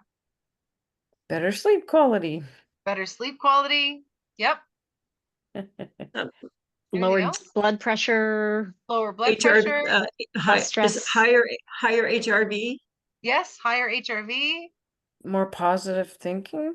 More positive thinking. Yeah, better mental health. I love that we've given like 4 or 5 answers and nobody said increased flexibility. And that's awesome because that would be the We're first just one getting to everyone that. goes to. But you as the instructors, you're like, let's look at all these other things. And I We've think been that's talking about all the amazing. other stuff so much. Yeah, exactly. Yeah. And that gives us that chance to tell our participants about all these unseen benefits they're getting too, including Yep. boosting immune function, supporting joint health, cardiovascular health, and strengthening muscles as well. Great. Yeah. Oh, Mhm. yes. Okay. And there's, oh yes, we have that whole other section there as well. Enhancing quality of life is an important one to know. Supporting weight management, enhancing cognitive function, and reducing inflammation, and enhancing respiratory function as well. Now, what is the mind-body leader definition of an inversion pose? Like a headstand, is that what you mean? Exactly. Yes. And what does that look like in regards to the location of the feet and the head? Inverted. Well, Oh, sorry. And Well, that's feet- kind of the feet- same word. Feet off the floor. Basically, yeah. So feet can be off the floor, but in principle, feet are above the head. Both feet are above the head. That's the inversion by definition of the NSFA. Now, can a mind-body leader teach inversion poses? No. No, sir. No, they are contraindicated by this definition, okay? What are some examples of other contraindicated moves or poses? Handstands. Handstand, you said The headstand. plow. The plow, absolutely, yes. Great answers. Wheel, fish, rabbit, and camel fall into that category as well. Now, why should these not be taught in a mind-body leader class? They're too technical for our scope. Can be too technical, and also the risk is just too high. Even if you have the technical knowledge for beginner classes, the risk is just much too high for us to want to teach those. Absolutely. I don't know any of those ones. The rabbit. I've done That's yoga. all right. You don't have to. I know the rabbit and the Fine. wheel, like, because I know quite a few of them, but I Mhm. don't actually know. What I will say too is that I've noticed a lot of poses, the English term might be that it could be varied. There might be several different English names for the same pose, even if it was the same in Sanskrit. But I'd encourage you to just kind of Google them and take a look at what we're not supposed to do. But yeah, there's a few names in there I didn't recognize, and then when I saw them, I recognized the pose. Oh yeah, maybe they call them other different things. Yeah, just call them different things. Now on to chapter 5. What other contraindications do we have for fitness yoga or mind-body leader classes? There's 2 other things that we cannot instruct. Oh, forced withholding breath. Holding the breath, absolutely. Yep, that's one of them. And is it just the neck, like going right around with the whole neck circle? We have to be careful with the neck. So you can instruct those, but we do have to just exercise caution. Okay. What about the temperature of the room? Oh Oh, yeah. no hot yoga. No hot yoga. has to be cool. Oh, hot yoga styles, absolutely. And another very important one relates to things like a staff position or a forward fold. What are we not teaching? Oh, Unsupported back. Yes, exactly. Unsupported spinal flexion. Exactly. Yes, great answer. So no unsupported spinal flexion, no hot yoga, no breath retention, like you mentioned as well. Absolutely. And no handstands. Now, how can we do forward folds in class? supported with the hands. Yep, supported with the hands, exactly. That And might they're mean on using their thighs, on core blocks. muscles. What's Like, that? They draw in their core muscles, right? Yep, drawing in core muscles, absolutely, yes. But you want to make sure your participants have their hands on a surface while they're coming down into the pose. And then if they choose to release that support, then that's okay. That's up to them, but we're not going to guide them into that modification. What concerns should we have about neck stretches? What should we advise participants to watch for in how they feel? Ouchie. Ouchie, yes, ouchie in the bad way. Yes, exactly. Yeah. Maybe not. Don't maybe roll not back. overstretch, like, Don't roll back. Yeah. Yeah. So what was that, Don't Chrissy? compress the spine. Don't Don't compress the compress the spine. spine. Yeah. Mhm. And you mentioned one too, Chrissy? It's just overstretch, like just take it Yep. gentle, kind of just don't go too far at a time. Absolutely. Don't go too far. What about how they feel inside their head? Having what? Lightheaded. How they feel inside No, their head? I mean, like hearing crunches. No So crunches, it's- no crunches. Yeah. And also dizziness or numbness and Ah, tingling through the yeah. jaw, through the arms and fingertips, anything like that. That is considered on the line of bad pain, and we don't want them to be experiencing that. No. Great. Now, what is the difference between a prone and a supine position? What is prone? Prone is face down. Yes, exactly. Supine is like having a cup of soup in your Yep, hand. that's how I remember it too. Don't spill the soup. Supine. Yes, exactly. Excellent. Yes. Now, what are some examples of a prone yoga pose? Plank. Plank. Absolutely. Yep. Mhm. Anything else? Cobra. Cobra. Yep. Crocodile Child's. pose. What's that? Would child's pose be one of them? Yes, absolutely. That's the first one that comes to mind for me for a prone pose. Absolutely. And now, what about some examples of supine yoga poses? I think it's supine Shavasana. child. What's that? Corpse Shavasana. pose. Savasana. Corpse pose, yeah. pose. Yes. Yep. Our Happy baby. relaxation at the end. Yeah. Happy baby. Yep. Love that Yeah. one. Knees to chest. Bridge. Bridge pose. Yep. You got him, guys. That's great. Awesome. Now, which of these are not standing poses? Warrior Thread the one. needle. Thread the Thread. needle. You nailed it right away. That's awesome. Yes. Where do we start in our thread the needle pose? Down Are we in child's supine? Are we pose. prone? What's that? Probably Supine. down in child's pose. You can start in child's pose, absolutely. Or in table pose is fine too. Mm. Yes. Mhm. So we are prone on usually our hands and knees. Great. Now in warrior 2, what is the arm positioning? Oh yeah. Warrior 1. So in warrior 1, we have our arms up alongside the ears. And warrior 2, they're They straight out. Yes. I just don't know what it's Exactly. Yep. Straight out. And how do we line them up in With our relation to the feet? lower body? We line them up with our In knees. line with our legs. In line with our legs. Exactly. Yep. Yep. Fantastic. Great job, guys. We had to do it though. Yeah, I know. Me too. I'm the It's like same. this. Yeah, we're all kinesthetic learners. That's great. Yes. And now in warrior 1, we've got the answer for that. What was the arm position in warrior 1? By the ears. Fantastic. Yep. Alongside the ears. What's a modification for that if people can't reach up above? Heart. What's that? The heart. Hands to the Yeah, heart. absolutely. Hands to heart center or hands to the hips or behind the back are absolutely fine. Yep. Great. For warrior 1, what cue might you give for the shoulders? Down and back, like down Yes. away from your ears, kind of. Exactly. Yes, you're going to see a You're lot of wearing- shrugging in that position.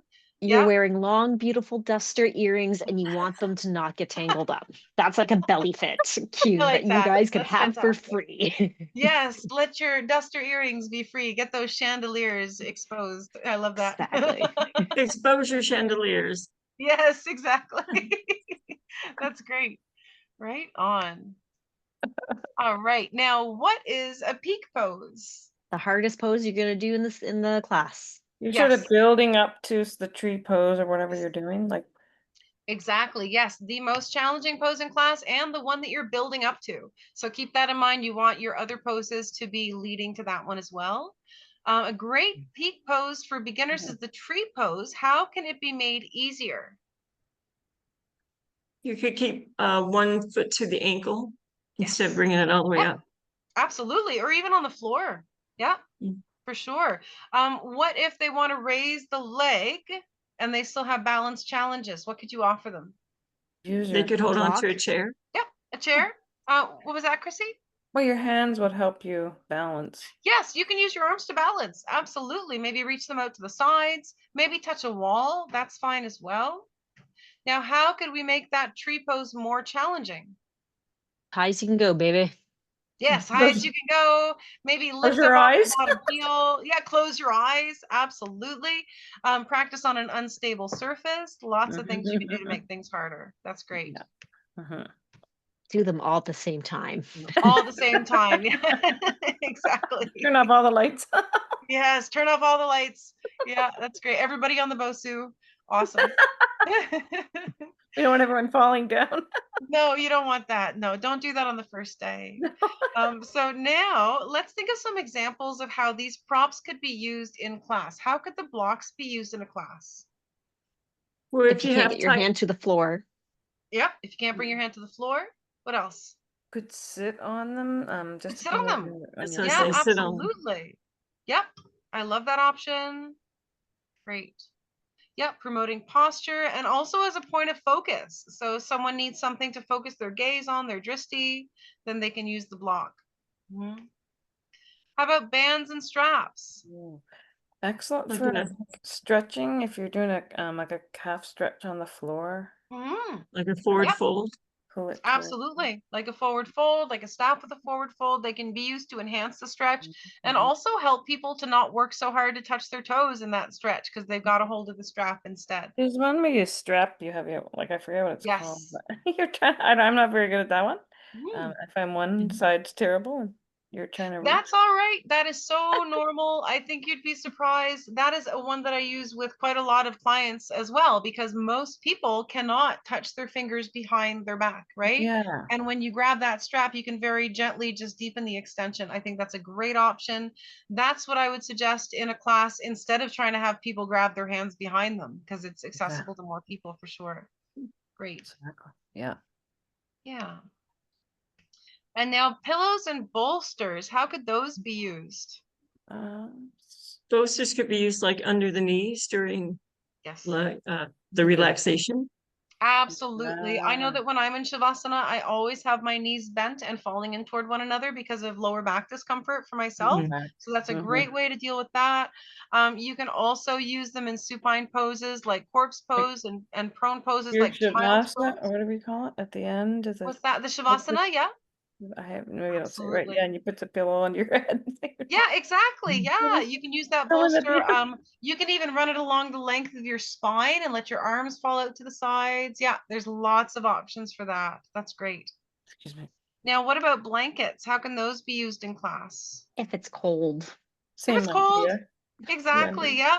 Or placed strategically for cushioning. So if someone's not comfortable, consider that. I always mention that in classes where we'll be getting up and down from the floor is if someone comes down onto their knees and they're uncomfortable because the floor is too hard, then they could use a blanket or they could grab a second yoga mat to use as an alternative bolster. And what about chairs? They can be used for balance. balance poses. Balance? Yep, sit absolutely. in It's it. a little extra Yeah. support. What's that? It's chair You can yoga. sit in it. Put your Yeah. butt They in it. can sit in it. Absolutely. Yes. So when you're teaching Yeah. classes, especially to older adults and people with disabilities, it's good to have a couple of chairs around in case someone gets fatigued, because you don't want them to have to come all the way down to the floor necessarily, right? So no, that's a great option. Absolutely. Now, can anyone tell me what mudras are? Yep, Focal exactly. points. This is an Are they? example of a mudra. Yeah. Yeah, that's an example of a mudra. So Yeah. what are they, technically speaking? Are they focal points? Like to help Basically, me yeah. focus? Yeah, so they focus our mind. We would consider them symbolic hand gestures, and they're used in yoga, meditation, and various spiritual practices. So consider that all of these hand gestures have a very specific dedicated meaning behind them. And we call that symbolism because it's not science, but it's a belief system. So yeah, symbolic hand gestures.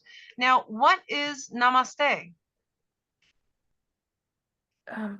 Is it sort of like It's like a hello and welcome goodbye. or a greeting? Like Exactly.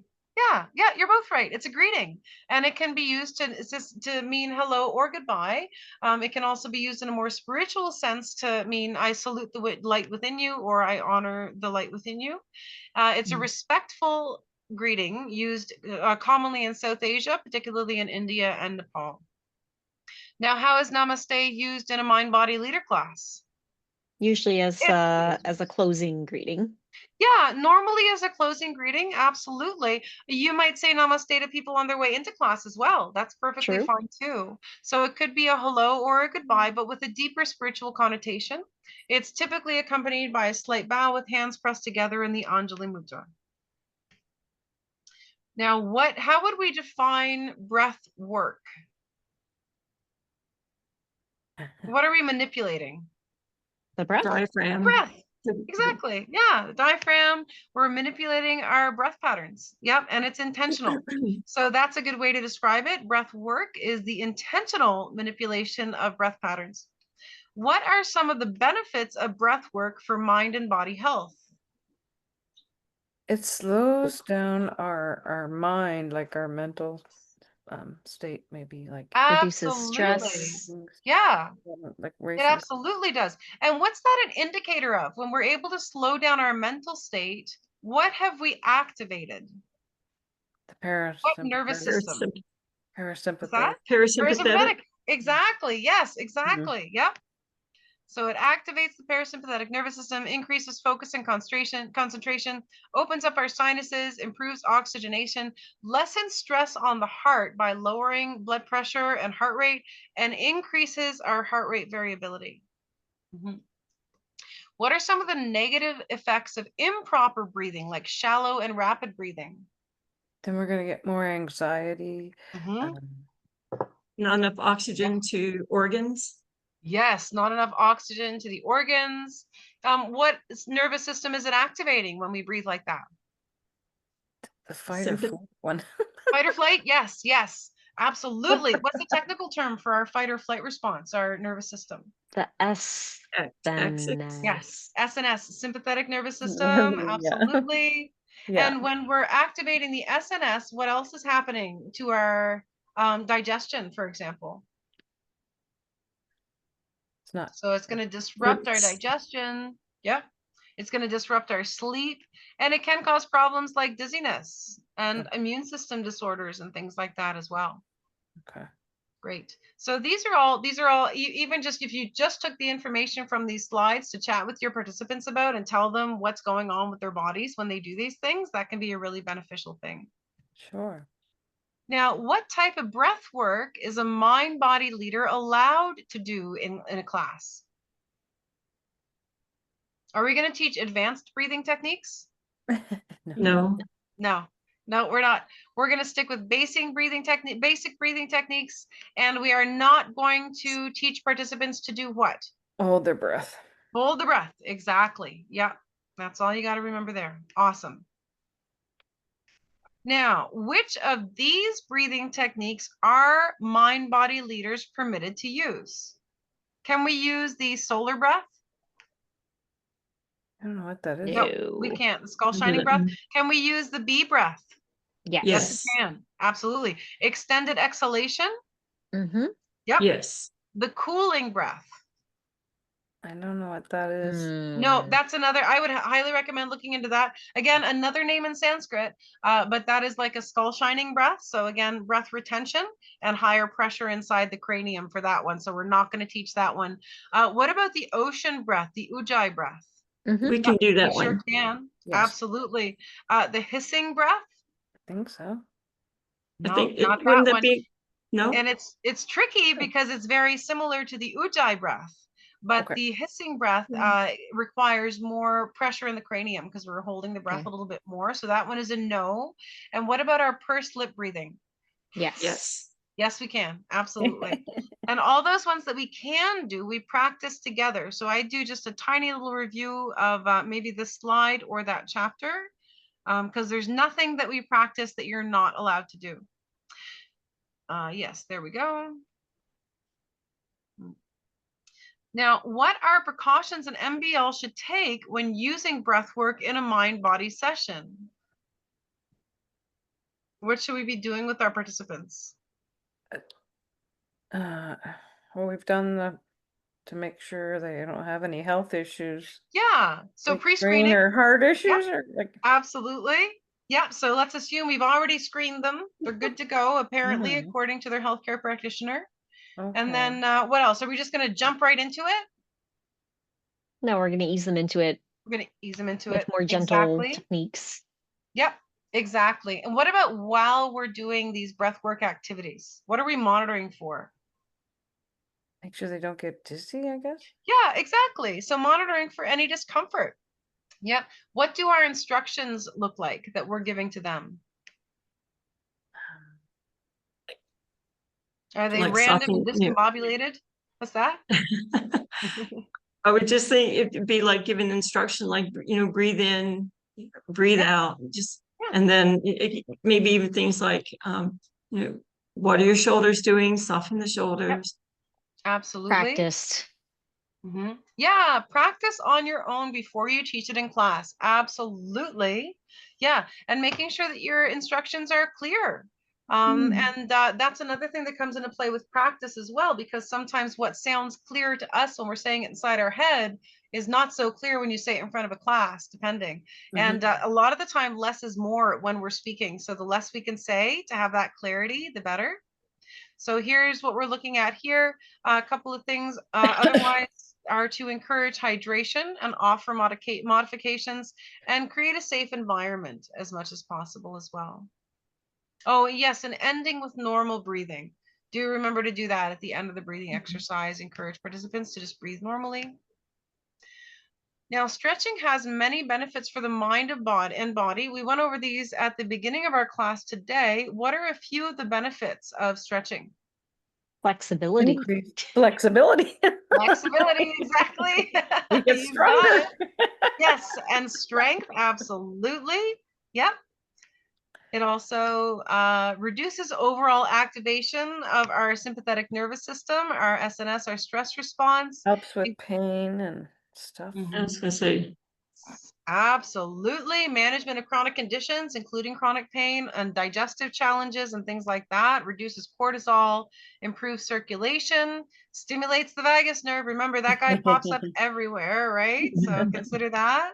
And benefits for sleep as well. Now, by supporting the activation of the parasympathetic nervous system, breathwork supports digestive processes. This includes the increased release of a specific hormone that's released in the gut by specialized intestinal cells. This hormone can affect mood, sleep, digestion, learning, memory, and other functions, and is also known as the happy hormone. What hormone is it? Serotonin. Serotonin. Yeah, Serotonin. you got it. Great. Excellent. You know before I even got there. Awesome. Now, up to what percentage of serotonin is produced in the gut? This is the big number. 95. 95. 95%. Exactly. Yep. Great job, guys. What are some of the differences between stretching in a mind-body class and regular fitness class? Let's see. Static stretching for kind of a straightforward fitness class. Yep. And I think some classes are more like competitive, or like this is more just for your own self, like you know what I Yes. mean? Just more More like inner reflection. Yeah. So mind Inner body would be more Self-improvement. dynamic. Yep. Absolutely. More dynamic stretching at the beginning for sure. And then static stretching at the end. Absolutely. And I like that you mentioned that, because those are things we can incorporate into our other classes as well. Like when you're telling people in a weight training class to listen to their body when all they've ever heard is push as hard as you can, that makes a difference to your participants, right? That's great. And one day might be different than the next. Yes, exactly. Yep.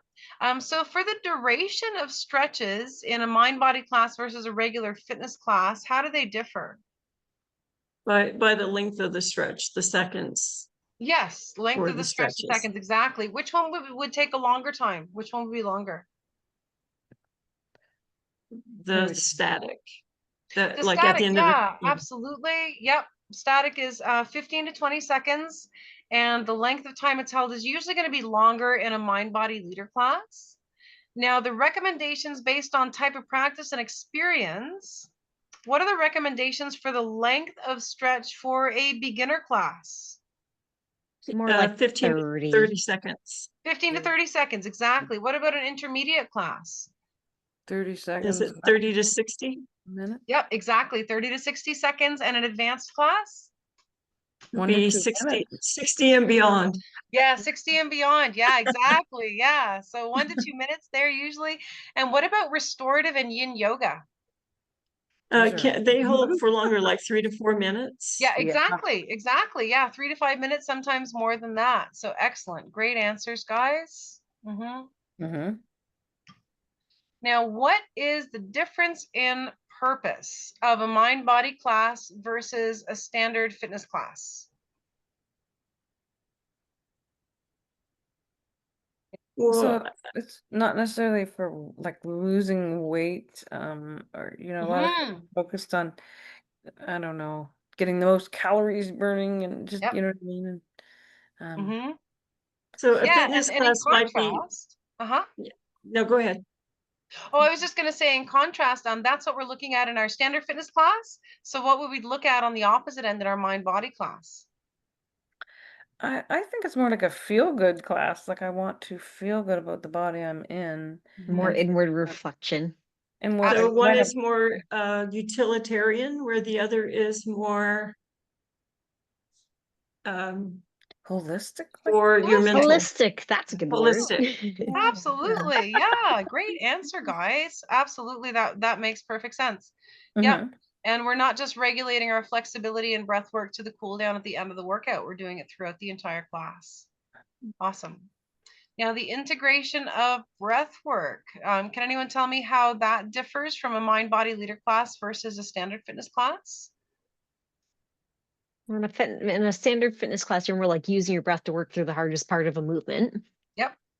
Mm-hmm. And I think, like you said, but we're doing the breath work almost like through the whole class, like So it's Exactly. focused on constantly, relaxation. Yep. Focused on constantly. relaxation and integration, right? Like Mm-hmm. learning that mind body connection. Exactly. Mm-hmm. Mm-hmm. And also just that breath work is not really essential focus in most regular fitness classes, but it is essential focus in our mind body leader classes for sure. Now I see we've got a few more slides left. We're coming pretty close to the end of our 2 hours here. So I'm going to run a little bit over to get through all of our review because I do think it's valuable. But again, if you have to go right at 8:30, that's not a problem. Just do try and take a look at the slides later on. Now, moving on to I'll go through these a little bit quicker. So mindfulness and stress reduction, mind body versus a fitness class. We consider stretching to be a meditative process in a mind body class, producing a deeper mind body awareness and connection. And it can help participants be present. In a group fitness class, it's more of a physical necessity. So we do it because we have to, whereas in mind body classes, we do it because that's really the focus of the class. And then the class structure. In a mind body class, stretching is woven throughout the session and is a key component. In group fitness, stretching bookends the session with dynamic stretches. Remember that dynamic stretches are at the beginning, and static and dynamic stretches can be at the end and also throughout the session. Okay. Yeah. Now, some things a fitness instructor or PT can do to implement mindful stretches into their classes with clients would include allowing a longer time for stretching. Instead of 3 to 5 minutes, try 8 to 10 minutes for the duration of your class. And incorporating breath awareness, inhaling into the stretch. Use that in your weight training as well. Absolutely. Slowing the pace to allow for longer holds in the stretches. Adding mindful cues. So for example, noticing where you feel tension in the body, creating a calming environment as much as possible, soothing music and soft lighting, visualization techniques such as imagining muscles lengthening and doing body scans, and linking stretches to purpose. That's an important one for all of our participants to know why we're doing what we're doing and how those stretches are going to benefit them later on. Mm-hmm. Now, can anyone tell me some safety tips for stretching? What's one thing we said we should never, ever do when we're stretching? Bounce. Bounce. Exactly. Yes. So you're not going to do it. You're not going to let your participants do it because it can definitely lead to higher instance of muscle tears and strains. What else can we do while we're stretching gently? We can breathe. Breathe. Exactly. Yep. Enhancing that breath work, Don't bringing it forget into to that breathe. practice. Yes, for sure. Don't forget to breathe. Also avoiding overstretching and holding those stretches for at least 15 to 30 seconds. Now, what should a mind-body leader recommend if they notice a participant shaking and struggling to maintain position? Ease up. Ease Ease up. up. Exactly. Yeah. Decrease range of motion, decrease intensity, whatever they need to do. Just some water. Get some water, take a little break. Yeah, maybe have a sit down or take a child's pose. I always say child's pose is always an option if people want that at any time through a class. So encourage them to take breaks where they need them. Now, moving on to chapter 8. When can meditation and visualization be used in a mind-body class? Anytime, dude. Anytime. I was gonna say anytime. Anytime, dude. Yes, exactly. You are absolutely correct. So it can be used at the beginning to help people center. It can be integrated with the movement during movement sequences, and it can be during restorative poses to promote relaxation and healing, and also at the end during the closing practice to consolidate benefits and leave participants in a peaceful state. So anytime throughout your practice, I mean, read the room so you'll understand what participants are coming for, but yes, can be encouraged at absolutely any time. Now, how can you manage wandering thoughts and encourage return to the present moment with your participants? Just acknowledge it. Acknowledge it. Encourage Yep. them to With your try breathing, again. I guess with your breathing exercises, like With breathing exercises, absolutely. Yes. And I like that acknowledgement because it also comes with normalizing the experience. Let them know that everyone's going to experience that. And I love coming back to the breathing, coming back to that point of focus. And remember training the puppy. Like if we have a puppy, we don't get angry at the puppy for getting distracted and wandering away. We think, oh my goodness, that's so cute. And we just bring it back to its point of focus, just like we do with our own minds. So non-judgmental awareness is a big one. Refocusing techniques, bringing it back to the breathing, active meditation. You can guide them through a relaxation or visualization, and that's going to give the mind a very specific task. And also regular practice, letting them know that by doing it more often, it's going to become easier for them, and creating a supportive environment as well. Now, some participants might become emotional during or after meditation or visualization. How can we support this emotional response? I think it's the same. Just acknowledge that that's normal. That's Just fine. cry it out with them. Yes, absolutely. We Yeah, all sympathy feel- is a good cry We're all human. sometimes, right? Yeah. I had a roommate who had a very kind of like big, explosive, like sobbing mess kind of situation in a yoga class we went to one time. The instructor was very kind to her and very Oh, encouraging and that's was just very great. sweet. So Because we don't Yeah, know and I love that. what What's anybody that? else is going through. We don't know Yeah, if they have anything like if somebody right. passed away or what, they may be there for Exactly. you Yeah, want to come to my class and cry for any reason? That's totally fine. Let's do it. absolutely. I'm in. Exactly. Yep, absolutely. And that's the thing too, is understanding that although there's a difference between sympathy and empathy, they're both very valuable. Right. Yes. So even though you might have no idea what a person is going through, if you're sympathetic, you offer them a tissue, you pat them on the shoulder, tell them, I'm going to do my best to just be here for you. That goes a long way, even if you're not able to feel what they're feeling in that moment. Right. And then here's a couple of other examples. Following up and referral, really important to know what's outside our scope of practice. So sometimes people might come to you and discuss things that you are not equipped to handle. So be there for them as much as you can, listen to them as best as you can, and then ask them if they've spoken with a professional about these concerns, right? Yeah. Now for MBLs, guiding the meditation creates a structured and supportive environment for participants, helping them to stay focused and engaged, especially the beginners who might struggle with meditation. What helps to make the experience calming and engaging? Music, the type of Music? music you choose, Yeah. Absolutely. Music you choose. Yep. tone And of voice. your tone of voice, that was the one I was getting at. Absolutely.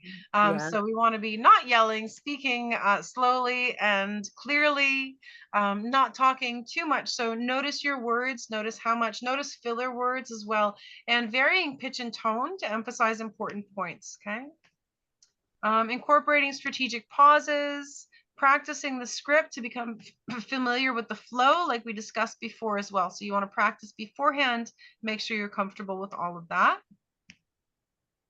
Now, in putting together a lesson plan and class design, what points should we consider? A few things. Skill The level class of our size? usual participants. Skill level of our usual participants. Who else did I hear? Was that you, Chrissy? Class size? Like how much? Class size. What Absolutely. students Yep. do we have to work with? Definitely. Yeah. A What class of the 5 is different from a class of 50. That's for sure. Is it Yeah. like age and I mean, is it it's kind of if it's an active class, if it's a Yep. meditation class, the type of class that it Exactly. is. Yep. The goal and purpose of your class. Absolutely. Yeah. Great answers. So all of these, yeah. And also how much time you have allotted, right? So consider that as well. Now, the warm-up process is going to consist of any movements that warm the muscles and joints and encourage participants to breathe. What can be included in a mind-body class warm-up? So this is somewhat specific. Gentle Are these movements. gentle I was Things going to like say ankle and wrist roll. Yes, or I love that. grounding. shoulder Grounding practices. What's that? roll? Shoulder rolls? Yeah. Yep, absolutely. Yep, breathing practices as well. So yeah, centering and breath work, gentle joint mobilization, dynamic movements, core engagement should definitely be in there because that's going to help to support your participants throughout the rest of the class, and also mindful transitions. Now, the length of the warm-up is going to depend on class length, class intensity, participant needs, and environmental factors. These are those general guidelines that we went over in our last class. So that's just a very general outline that you can use. You might do dynamic flows for the entire 8 to 10 minutes of your warm-up. That's completely fine as well. But definitely would want to think about including breath work and centering and joint mobilization and gentle movement as well. Now, the main flow or session of workout is the core segment of your mind-body practice. That's where participants are going to engage in a series of movements, poses, or exercises designed to enhance physical strength, flexibility, balance, and mental focus. From the progression of the main warm-up, from the main sequence, we flow from warm-up, we build intensity toward the peak pose if it's part of the sequence. Standing poses transition to seated sequences, or reclined poses, gradual cool down within the flow. So these are general guidelines for your workout portion. And then recommended length of your main workout based on the length of your class. Also, we went over that last class. You got that in your manual as well. Now, the cool down and stretch, really crucial for transitioning the body and mind back to a restful state. What can be incorporated into the cool down? Breath work, meditation. Breath work, Stretches. meditation. I think I heard Shavasana. Yes. Yeah. Absolutely. Yep. Gentle poses. Yes. Fantastic. Child's pose, legs up the wall is great for relaxation, great alternative to Shavasana, especially if you're comfortable assisting your participants in and out of that pose. And you can let them know if they want to try it. You can help them get back out of it or into it. And also static stretches that we hold for at least 15 to 30 seconds. Pardon me. Now, guiding the class, let's just recall the principles of adult education. So with adult education, we do not single out participants. We use group corrections. We do not make hands-on corrections and are not permitted with the MBL scope of practice. Last class, we discussed a little bit about how we can offer physical corrections without pushing people into place. So for example, you want someone to raise their hand higher, you place your hand here and ask them to come up and press into it, okay? But we're not pushing from underneath. So there are ways around that if someone specifically asks you to assist them, but we are never pushing people into a particular position or physically correcting them within the movement. That's up to them themselves. They have to be doing that. Try to make eye contact with at least one participant, at least one, or all participants at least once each class. Be aware of your body language. I say check your face, because the face is what I forget about, and I'm a very expressive person. We don't want a resting So, face. yeah, oh yes, the resting something face, right? Exactly. And that's why I try and remember to smile all the time, even if it's just a very, and then I think about things that I'm grateful for and stuff like that, because people sure do notice. And a little smile on your face makes you look a lot more approachable. And that's the thing too, right? And then consider teaching modified poses first, and then offering more challenging levels for those that are interested, simple to complex, and have students provide feedback regularly. That might be as simple as letting them know at the end of class, please come and tell me if there was anything in class that was not comfortable or was painful for you, or if I didn't offer a modification that worked for you. I would always mention that to your participants. Now on to cueing. This is communication. That's our form of communication. And it's important to understand that in general, people learn and take in information in different ways. What are our three predominant learning styles? The acronym is VAK, V-A-K. Visual. Visual, Kinetic. kinetic, yeah, and The A. Auditory. auditory, Oh. exactly, yeah. Visual, auditory, and kinesthetic learners, yep, exactly, yep. And I think we're pretty clear on how each of those works. So the visual learners are shown by what we do physically at the start of class or at the front of the class. Auditory learners, we're telling them what we want them to do, and kinesthetic learners do what we want them to do.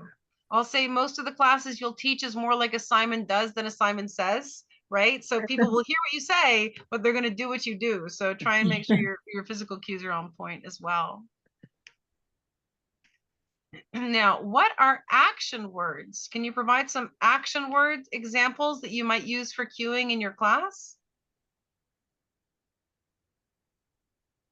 Bend the knee. Bend the knee. Absolutely. Yes, exactly.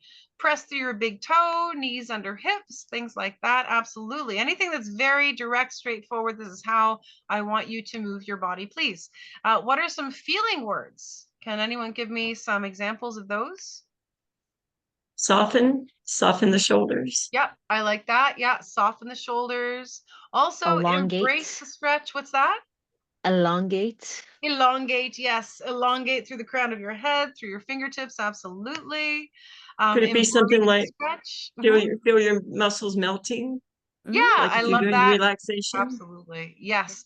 Especially if you're doing some passive poses. Imagine your muscles melting down into the mat. Absolutely. Great. What are the ABCs of cueing? It's a tricky one. I'll give you the first one. A is alignment. And B, we've talked about a lot. Balance. No. Breath. Breath. Exactly, yes. No. And our last one is related to how we want our participants to feel. Confident. Confident, absolutely. That's a great answer because we definitely do. In this context, it's comfort.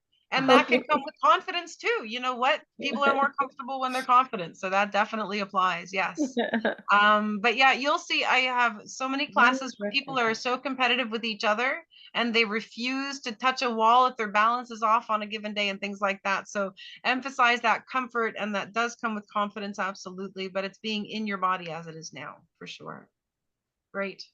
Now, very briefly on music, just reviewing once again, Power Music, Workout Music Source, YouTube, and SOCAN, understanding that music is a copyrighted entity and that we need to be taking steps, especially as independent contractors, to make sure that we have the proper licensing in place for all of those things. Okay. Now, what does BPM stand for? Beats per minute. Beats per minute. Beats per minute. Exactly. Yes. Mhm. Guidelines for safe volume related to the prevention of hearing damage is that music levels should not go beyond how many decibels? 65. 65. Oh, you're close. It's actually 85 decibels. What? But your voice needs to be 10 decibels higher than the music. So your music should really only be at 65 so that you don't have to scream to be heard. Yeah, but that's a tricky one. That is where hearing damage begins to occur for prolonged periods is 85 decibels. So yes, you're right that your music should be at 65 and damage starts to occur at 85 decibels. And I just gave you the answer to this next one, but to be heard, how much louder does your 10 voice have decibels. than the music? 10 decibels, exactly. We You were have listening. got it. Awesome. Yes, great answer. All right, now we are coming to the end of tonight. Thank you all so much for bearing with me. Just a reminder to please review your NSFA Mind Body Leadership Practitioner performance standards and scope of practice especially. Know the exceptions, know what's outside your scope of practice. Building rapport and feedback is relevant, knowing the PAR-Q and what it's used for. Common causes of injury, very important, and no instructor self-care. That's stuff that we did not cover this evening as much. That was the new chapter that we didn't review. And then lastly, for our in-person day, we are going to be at the MSVU Rosaria Student Center this coming Sunday. Looking forward to that with all of you guys. It's going to be great. I understand that the gym actually doesn't open until 9 o'clock. So instead of meeting and writing the exam at 9 a.m., we'll meet at 9 a.m. and write the exam at 9:15. You will still have a full hour for the exam. So we'll go 9:15 to 10:15, and that is going to be in room 212. And then after that, we're going to go down to the fitness studio for the rest of the day until about 4 p.m. We'll probably take the entire day to do all of that great practice together. Make sure that you bring something to write with and hydration, good clothes to work out in, indoor shoes, and also preferably a snack. There's lots of places around there if you have a car. We're going to take a short break for lunch. So if people need to run out for food, then that's fine too. We will absolutely make that work. And this is now officially the end of all of our Zoom classes. Great job, guys. Thank you so much for your time and attention. So well done. Any questions or comments before we wrap up tonight? No. No? Yay, I see as usual. That's awesome. That's great. Well, thank you so much, guys. And I will look forward to seeing everyone who can make it on Sunday. Don't hesitate to reach out if you have any questions before then or if anything comes up for you. And have a great rest of the week and beginning of the weekend in the meantime. Yes. Thank Thanks. you. Thanks. See you Bye. soon. Thank you so much. Bye. Bye.